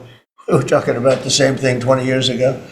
And I was a real estate developer. It bothered me that it seemed to be getting worse, but it's so bad now when you hear these numbers. It's not even really sustainable. I don't know how people do it, but there is some very strong evidence on Tylenol. In fact, at one point, I guess the company gave a warning. They still don't recommend it during pregnancy. That's the weird thing. They're not recommending it, and that's the company itself. So just don't take it. Don't take it. If you're a woman, don't take it, and don't give it to the baby when the baby's born, and I think that's going to have an impact. But I'd also get the shots in smaller doses. And there are a few things, we gave a few things that just seem to be, and I think you'd get that number way back up. Think of it. You have 1 in 20,000, and now it's not even believable when you think the 20,000 drops to 12 children. So that's induced by something that's given or taken, and it should be able to be stopped. And you're talking about the Pennsylvania Dutch, you were talking about the Amish, where they don't take any of this stuff, and they have virtually none, right? They have no autism. No autism. So we're doing something very bad. Somebody's been given some bad things. Other countries, by the way, we have, I think, we have 82 vaccines that we give simultaneously. And I'm a vaccine believer, by the way. I believe in the polio vaccine. I believe in a lot of vaccines. He said, remember Q said vaccines, not all are bad. Okay. So, and then this is also, remember President Trump said everybody to go quick, but he focused RFK after he was done and wanted to talk about autism. This is very personal to your president of the United States, Shady. I feel like that the conversation that is going on right now is very interesting because I saw a video from MSNBC, that, what's his name? Chris Hayes. Had a video on MSNBC putting it out, acting like, why is RFK Jr. so obsessed with the autism rates? Like, well, because that went from 20,000 30 years ago to 1 in 100, less than 100 now. Like, the point I'm making is the way that these mainstream people don't want you to talk about things. This is the way that they don't want you to talk about things. Like, why in the world would a person who is a journalist have a vested interest in attacking RFK Jr. because he's trying to figure out what's causing autism? Like why is someone advocating for the position to just leave it alone? Effectively, you had the media advocating across the board, almost in unison, advocating 100% for not caring about why it's happening. Why in the world would the media not care about why that is happening? That is what makes this a conspiracy, because that makes no sense whatsoever, and it never made any sense to any of us. And this whole thing that's come out regarding Tylenol, this is huge. Yeah. This has been absolutely huge for the whole community to recognize that the vaccine causes a reaction that escalates the fever, and then you feed the fever Tylenol and you cook the brain. Yeah. That's what's going on. In other words, so all these people that act like they know stuff, acetaminophen is coal tar. Okay. It's coal tar. Remember how many times have we told you on the MG show about the Rockefellers and about them talking about that one day they're going to be eating our product? And then we explain to you that all synthetic materials, including synthetic vitamin C and any other synthetic vitamins that are out there, are made from petroleum. So you're eating the oil, and whenever eating the oil screws you up, you take the coal tar to alleviate the symptoms from eating the oil. Yeah. Like that is not conjecture. I'm telling you what's going on. Yeah, yeah. And, we've got that one Merck scientist talking about how they gave the cancer virus in the polio vaccine. Do you remember that? I do. We still need to have a conversation, guys. And this is how you do it. This is how you do it. And I love it. But the fake news media is going to be like, they don't want to get to the bottom of anything. They have absolutely, listen, it's the same as the hospital, Jeff. Let's just think, if we go to the hospital and we have a problem and they actually cured our problem, would we ever need a hospital again? No. Oh, so if we had a society where there wasn't any of these problems and we started fixing and solving these problems, would the media be able to virtue signal over it any longer? They want disease care. Yeah, if we had exactly, if we had peace in the Middle East, if Donald Trump actually delivers peace between the Palestinian people and the Israeli people, where they stop bombing each other and World War III can't kick off due to that circumstance, what circumstance are they going to use to kick off World War III? Yeah. They had to have the Jewish narrative to do World War I. They needed it for World War II. They told us that they were going to use it for World War III, and it looks like peace is a real peace is a bit opposite of World War III. Am I wrong? Peace to them meant destruction and full control of you and the population. So it meant peace stuff go boom. Yeah, and he even said the big lie earlier today, Shady Groove. He did say that. So I also want to if you guys haven't seen it, this is a censored video from Merck doctor who admits cancer, animal viruses, and other toxins were found in vaccines. This is Maurice Hilleman, who admits cancer and AIDS caused by vaccines, curing or containing cancer, AIDS, etc. Mind will be blown by the chain of command. So I'm going to go ahead and just give you guys that link if you guys want to watch that and maybe share it if you want. But we're going to go back to President Donald J. Trump's roundtable meeting Are you with guys his enjoying this? cabinet 17 if staff. you're enjoying this. I'm 17. Where's my 17? Let me get it in there. I'm enjoying this. All right, there it is. Am like, the adults are taking control of the country again. The Miracle. adults are at the table. And the first administration is not. No, they're not. You give 82 vaccines and a shot to a little baby that hasn't even formed yet. It's a lot of vaccines. And in Japan, they give a much smaller number. In Germany, they give a much smaller, like 28 vaccines. That's a lot too. But 28 is a lot different than 82. So, but I would say on the Tylenol, don't take it. And that will be I think it's going to be a big factor. I think it'll be a very good result, and I hope we're going to be able to see that result in the not too distant future. Because certainly, people have heard us loud and clear. That's why I bring it up again. That's why I asked you to talk about it, because this is a horrible thing, and if you don't take it, I mean, you have to tough it through sometimes. There are other things you can do, but you have to tough it out. It's easy for me to say, but I think you're going to see numbers that will it'll be so significantly improved, and maybe fully improved. I mean, there's something there, there's something going on, and we have to address it. And so I'm addressing it the best I can as a non-doctor, but I'm a man of common sense. Okay, any other questions? I'd like to comment on Yeah, the please. report. Mr. President, a lot of people are calling to give you the Nobel Peace Prize after this peace deal that you managed to achieve in the Middle East. First of all, your opinion on that, and I was wondering about your trip to the Middle East, if you can tell us if you're considering to speak at the Knesset, at the Israeli parliament. Well, they asked me to speak at the Knesset, and I've agreed to. If they would like me to, I will do it. It's the first time a president has ever done that, so that makes it very interesting, right? Yeah. But yeah, so I will do it if they want me to. They have asked me to do that. Thank you. Families of hostages are out in the streets in Israel dancing and crying tears They're of all joy. dancing in the streets. Right now, they're dancing in the streets. They're so happy. Everybody's happy. They're dancing in the streets of Arab countries, Muslim countries. Wait. I have an edit for this one, guys. We're going to go ahead and just dance in the streets together. Let's get it going. They're all dancing in the streets. Where's my... Oh, I got to... Hang on one second. We do this live, guys, but this is the part I was waiting for. Are you ready? Here we go. Because they're dancing. Thank you. Families of hostages are out in the streets in Israel dancing and crying tears of They're all joy. dancing in the streets. Right now, they're dancing in the streets. They're so happy. Everybody's happy. They're dancing in the streets of Arab countries, Muslim countries. I've never seen anything like it. Everybody is happy.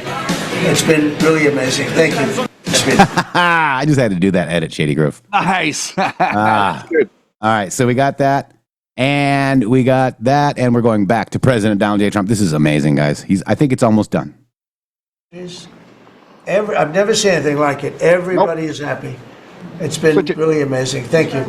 President Trump, on the international peacekeeping force that's going to deploy to Gaza soon, do you expect that Pakistan, Turkey, other countries to contribute forces? Has that become firmed up? And also, on the shutdown, it seems like in the House, there's a majority support for a temporary extension of the Obamacare subsidies, perhaps minus the funds for illegal immigrants. Is that how you see the deal to end the shutdown happening? Well, I see the deal just getting extended as we continue to talk, but we're willing to pay because we're paying. It's very simple. We're paying. And the Democrats are the ones that caused this problem. And it's a big problem for them. They have a lot of break in their ranks. But so I see that, I think that'll get worked out. But we want to get back before we do this. We don't want to have a gun held to our head. We don't like that. And the public doesn't like it either. We don't like blackmail? Is that what he just said? And I think it's going to work out. I think it's going to work out very well. I'm pretty sure. It shouldn't have happened. This was supposed to take place before the election.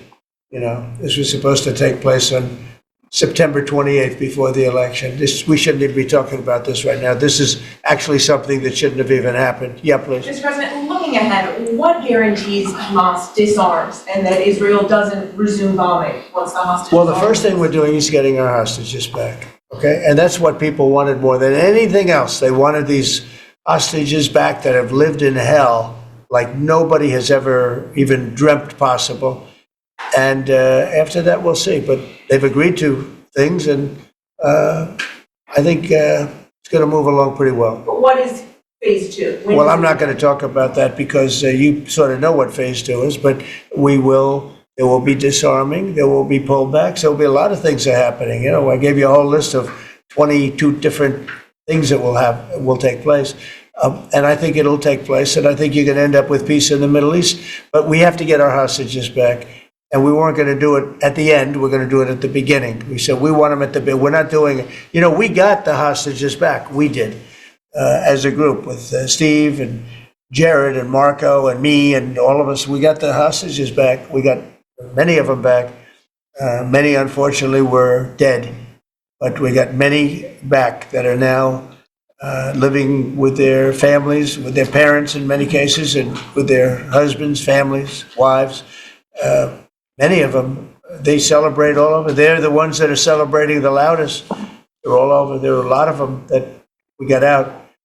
But the last 20, and I always said the last ones are going to be the most difficult. But it's been a very big deal getting the hostages out. But the rest is going to take place too. Can you promise Palestinians they will be able to stay? Well, they know exactly what we're doing. We're going to create something where people can live. You can't live right now in Gaza. The place is it's a horrible situation. Nobody's ever seen anything like it. So yeah, we're going to create better conditions for people. Yeah, please. Mr. President, excuse me, what kind of security guarantees is the United States going to make on Gaza? Well, we're going to work with very wealthy countries that love people, frankly. I know them very well. They love people, but they love Arab people, and they love Muslims, and they love, I think right now they love everybody, and they're immensely wealthy, and they're going to be involved in putting up money, and for them it's a small amount of money. For somebody else it's a large amount of money, but you know, these are the wealthiest countries in the world, and they'll be very much involved in making it as good as possible. And what's your take now Go on a ahead. two-state solution, sir? Just to follow up on that. On what? What is your view now on a two-state solution today? I don't have a view. I'm going to go with what they agree to. Mr. President, given that there are some health provisions for Israel in this agreement, are you at all concerned that Bibi Netanyahu continue his post? That Bibi may go a little bit out of whack? He may no longer be prime minister.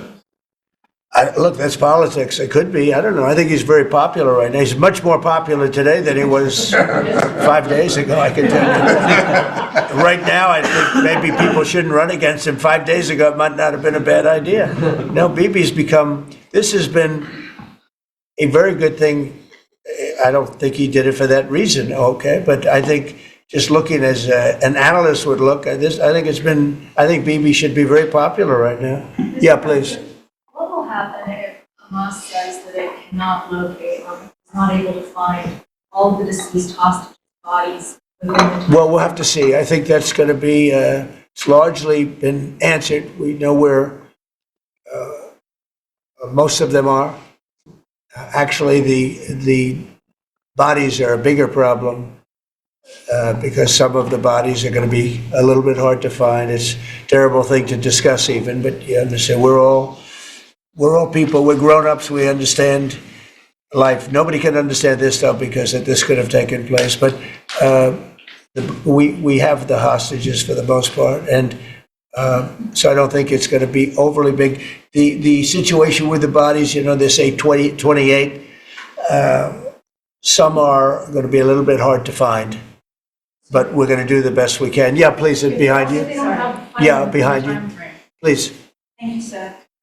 Regarding Jared Kushner's role in the negotiations, we're going to explain a little bit about why he threw one at the last minute. And then in regards to the WIC program that the Vice President mentioned, on the funding that you promised through the tariff revenue will actually go through to communities? Because there's reports that WIC providers are actually saying it goes down today. Well, okay, let me just answer the Jared. So Jared's a very smart guy. He did the Abraham Accords. As some people say, the Abraham, which I love the way that sounds, but he did the Abraham Accords. It was a great thing. 4 big countries joined. If I were president, if the election would have been a correct election, which it wasn't, you'd have every country in there. Maybe even Iran would have been in there, frankly. But you'd have every country in. Now, by the way, that's going to be filled up rather quickly. People want to join the Abraham Accords.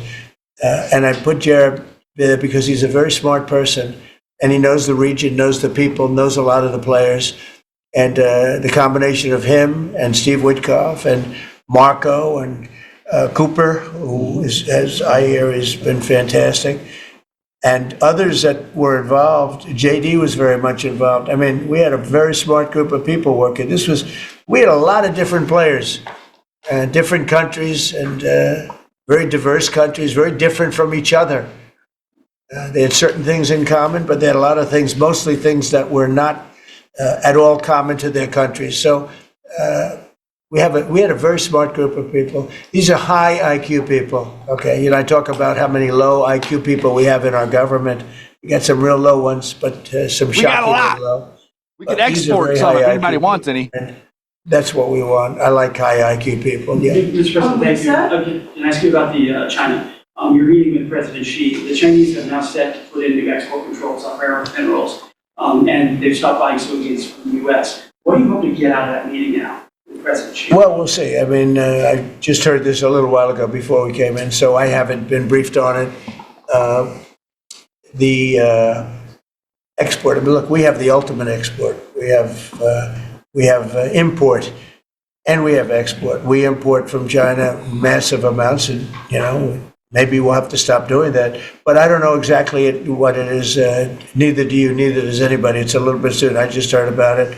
So Scott and Howard will figure that out, and I'm sure we'll be able to handle it. Can I ask you about the soybeans? What is the plan to help farmers? Is it direct checks? Is it tax? Have you sorted that out? Well, what happens with soybeans is we're going to see more and more, I think, opening up. And part of the reason that we'll be he's got things that he wants to discuss with me, and I have things that I want to discuss with him. And one of the things is soybeans. I had a great deal with China where they would buy $50 billion worth of our farm product and manufacturing and other things, but farm product. And it was going along well. Then when the election turned out to be a rigged election and we had the wrong guy get in there, he didn't do anything about it. I used to call up President Xi every 2 weeks, or I'd call up people in China, say, you got to keep going. You're not buying the amount that you agreed to. And this went on for, ever since we signed the agreement. It was a great agreement. So they used to do 15 billion, and I got it up to 50 billion, 50. And it was great.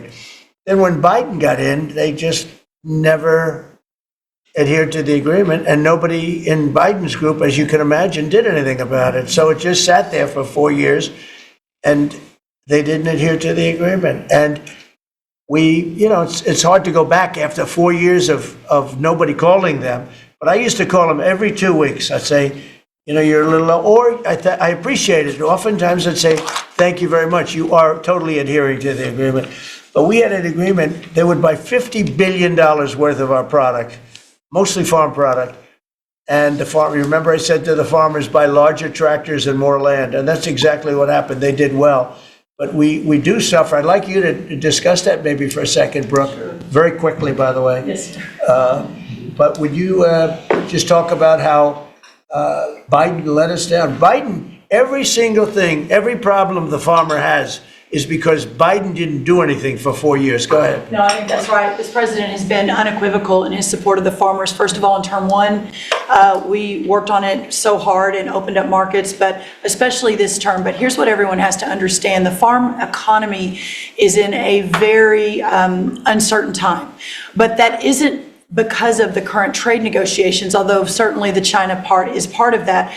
But we inherited a slew of issues. First of all, as the president said, when we left Trump 1, we had an agriculture trade surplus. When we came back for Trump 2, it was a $50 billion ag deficit. That isn't everything, that's just agriculture.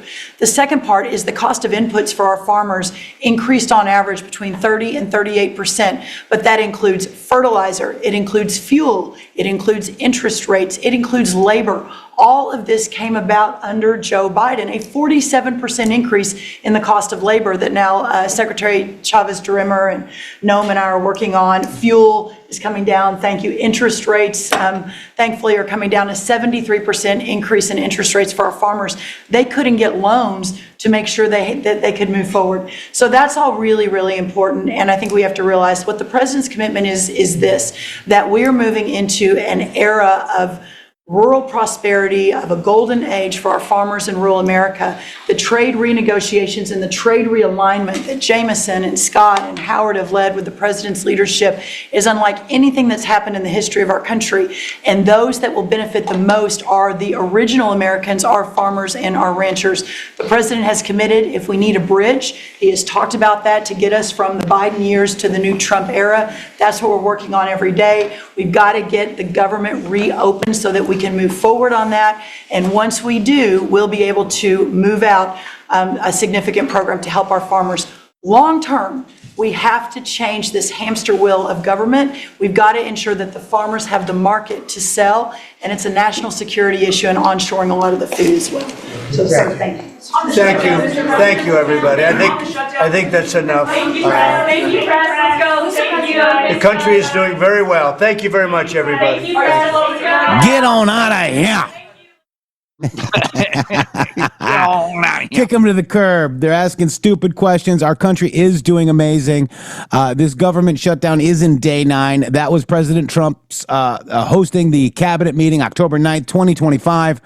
We had the Antifa Round Table yesterday, guys. If you did not watch the whole thing, please find the time to do it.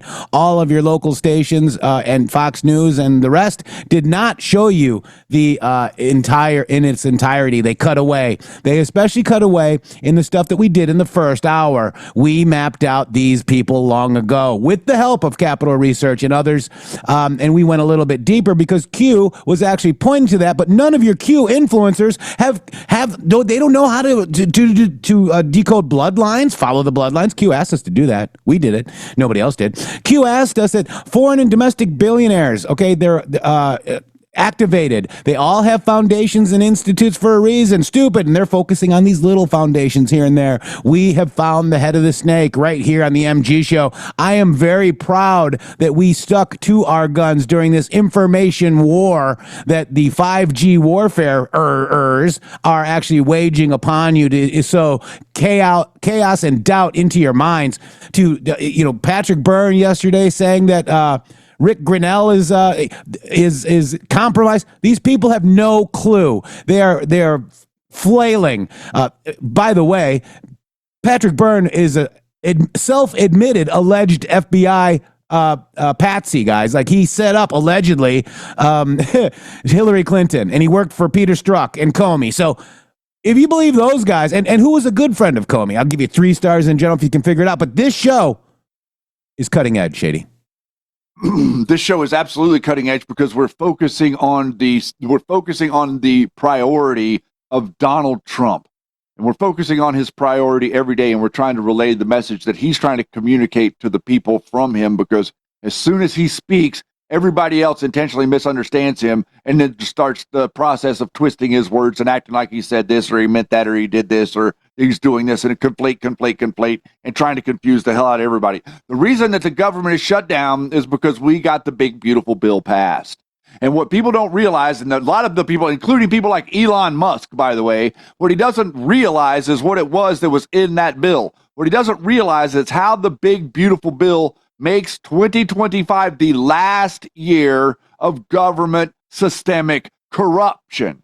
It ends after this year. Right now, the Democrats are trying to hold on with everything they've got to their last bastion of hope for their corruption to continue to subsist the illegal immigrants that they brought here. Remember, they brought millions of illegal immigrants, illegal aliens here. They brought millions of illegal aliens here and promised them that they were going to feed, clothe, and house them.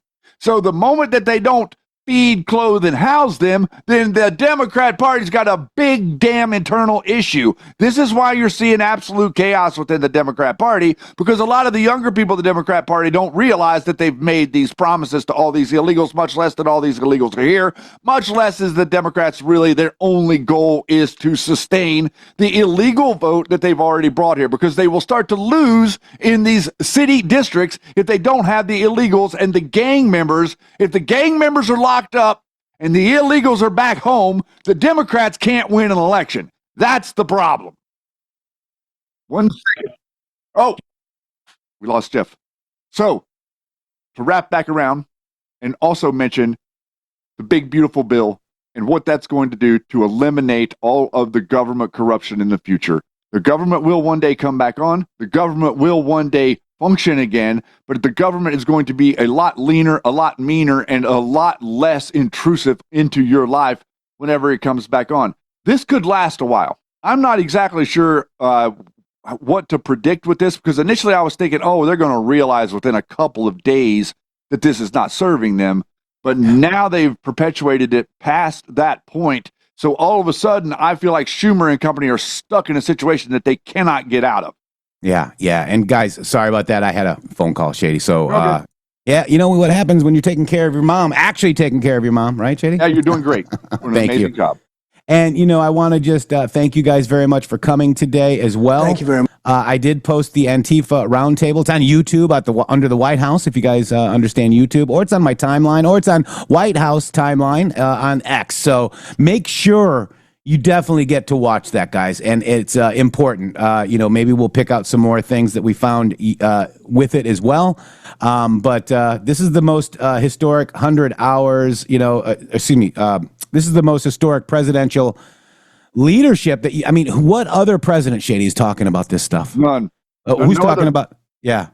No other politician, sir, has ever talked about what truly means to be make America great again. Yeah. What it truly means to put your country before your own self-interest. Wow. So many politicians, the founding fathers intended for the politicians to have so much abundance that they were able to come to the conversation. Yeti, I can hear you. The politicians that the founding of the country meant that that you would have enough abundance that whenever you came to represent your state or your particular district, that you didn't need paid from the federal government. You're doing it because you're representing your wealth. You're standing up and say, "Well, I have something, so I would like to serve." I don't really understand how we can say these people serve as representatives whenever they're actually being paid as representatives. And don't they take an oath, Shady? They do. Yeah, they do. What happened with that? Well, they don't really listen to it. They just take it. Because they have a higher loyalty. That's exactly right. And by the way, what Kash Patel said, boy, that sure did sound like the Constitution was his weapon, didn't it? It did. It really did. And it's also, we're always wrong until we're right. Thank you, Kash. It really is, yeah. Do you love it, guys? Do you love it? I love it. All right. I'm trying to find it. Almost Friday. Oh, my gosh. So Friday, what do we do tomorrow, Shady? Tomorrow, we're going to be going into our second half of the MG show on Friday is consistent with the Pesur Revelations. We are reading Pandora's Box, the unseen hand of the political elite, New World Order. This book that you see right here is the key that unlocks the map of how the Federal Reserve was created and how they wield globalism against you and what it is that you can do to deter and to deflect your mind from being sucked in to their psyops. Wow. And understanding your history is very important, guys. It really is, Shady.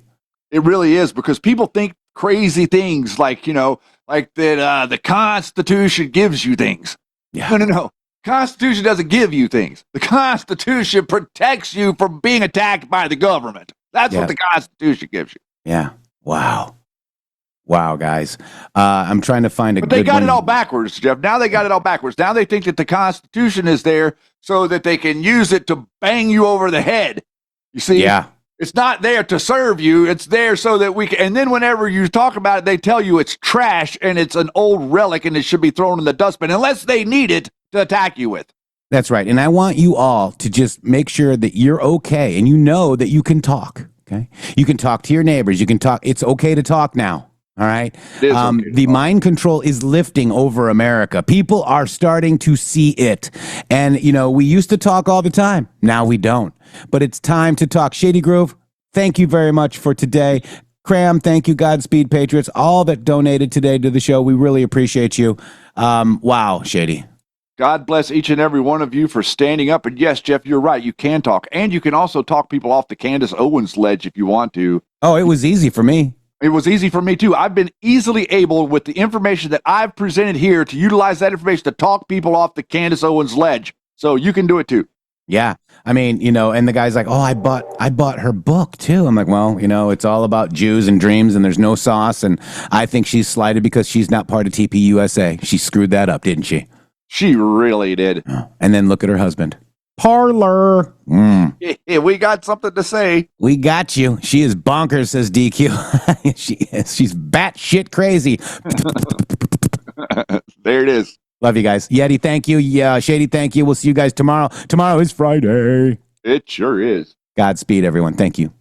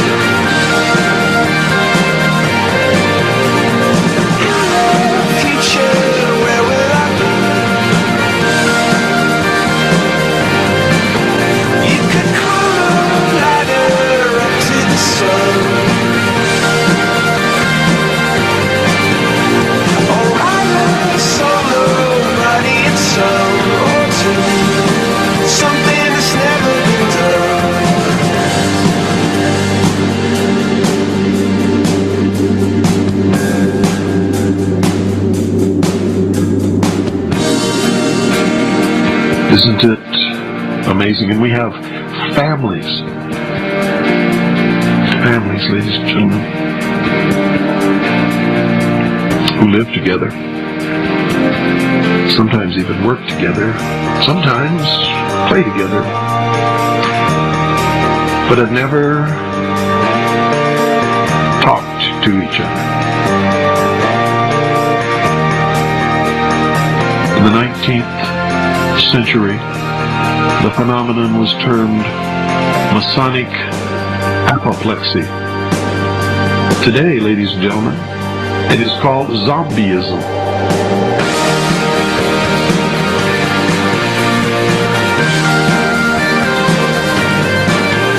Before the age of radio, and I go back that far because that was the beginning of the alienation of human beings from each other.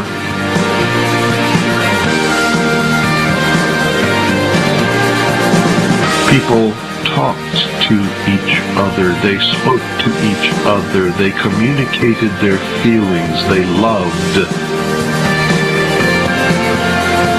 They did things together, communities met together. There was a time when people would sit upon their front porch so as to more easily be able to communicate and talk with their neighbors.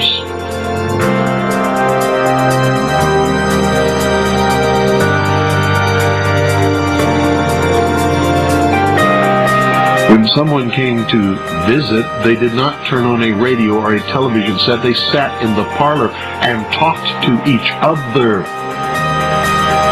They conversed. And they played games.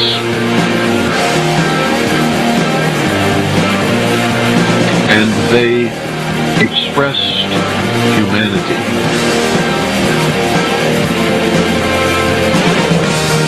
When radio came along, much of that changed, although there was still a great deal of communication between people, and amongst family members there were times when everyone sat in complete utter silence listening to the radio.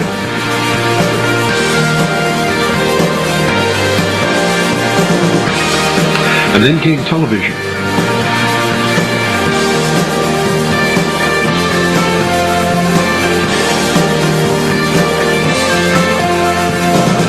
It's all stopped dead in its tracks.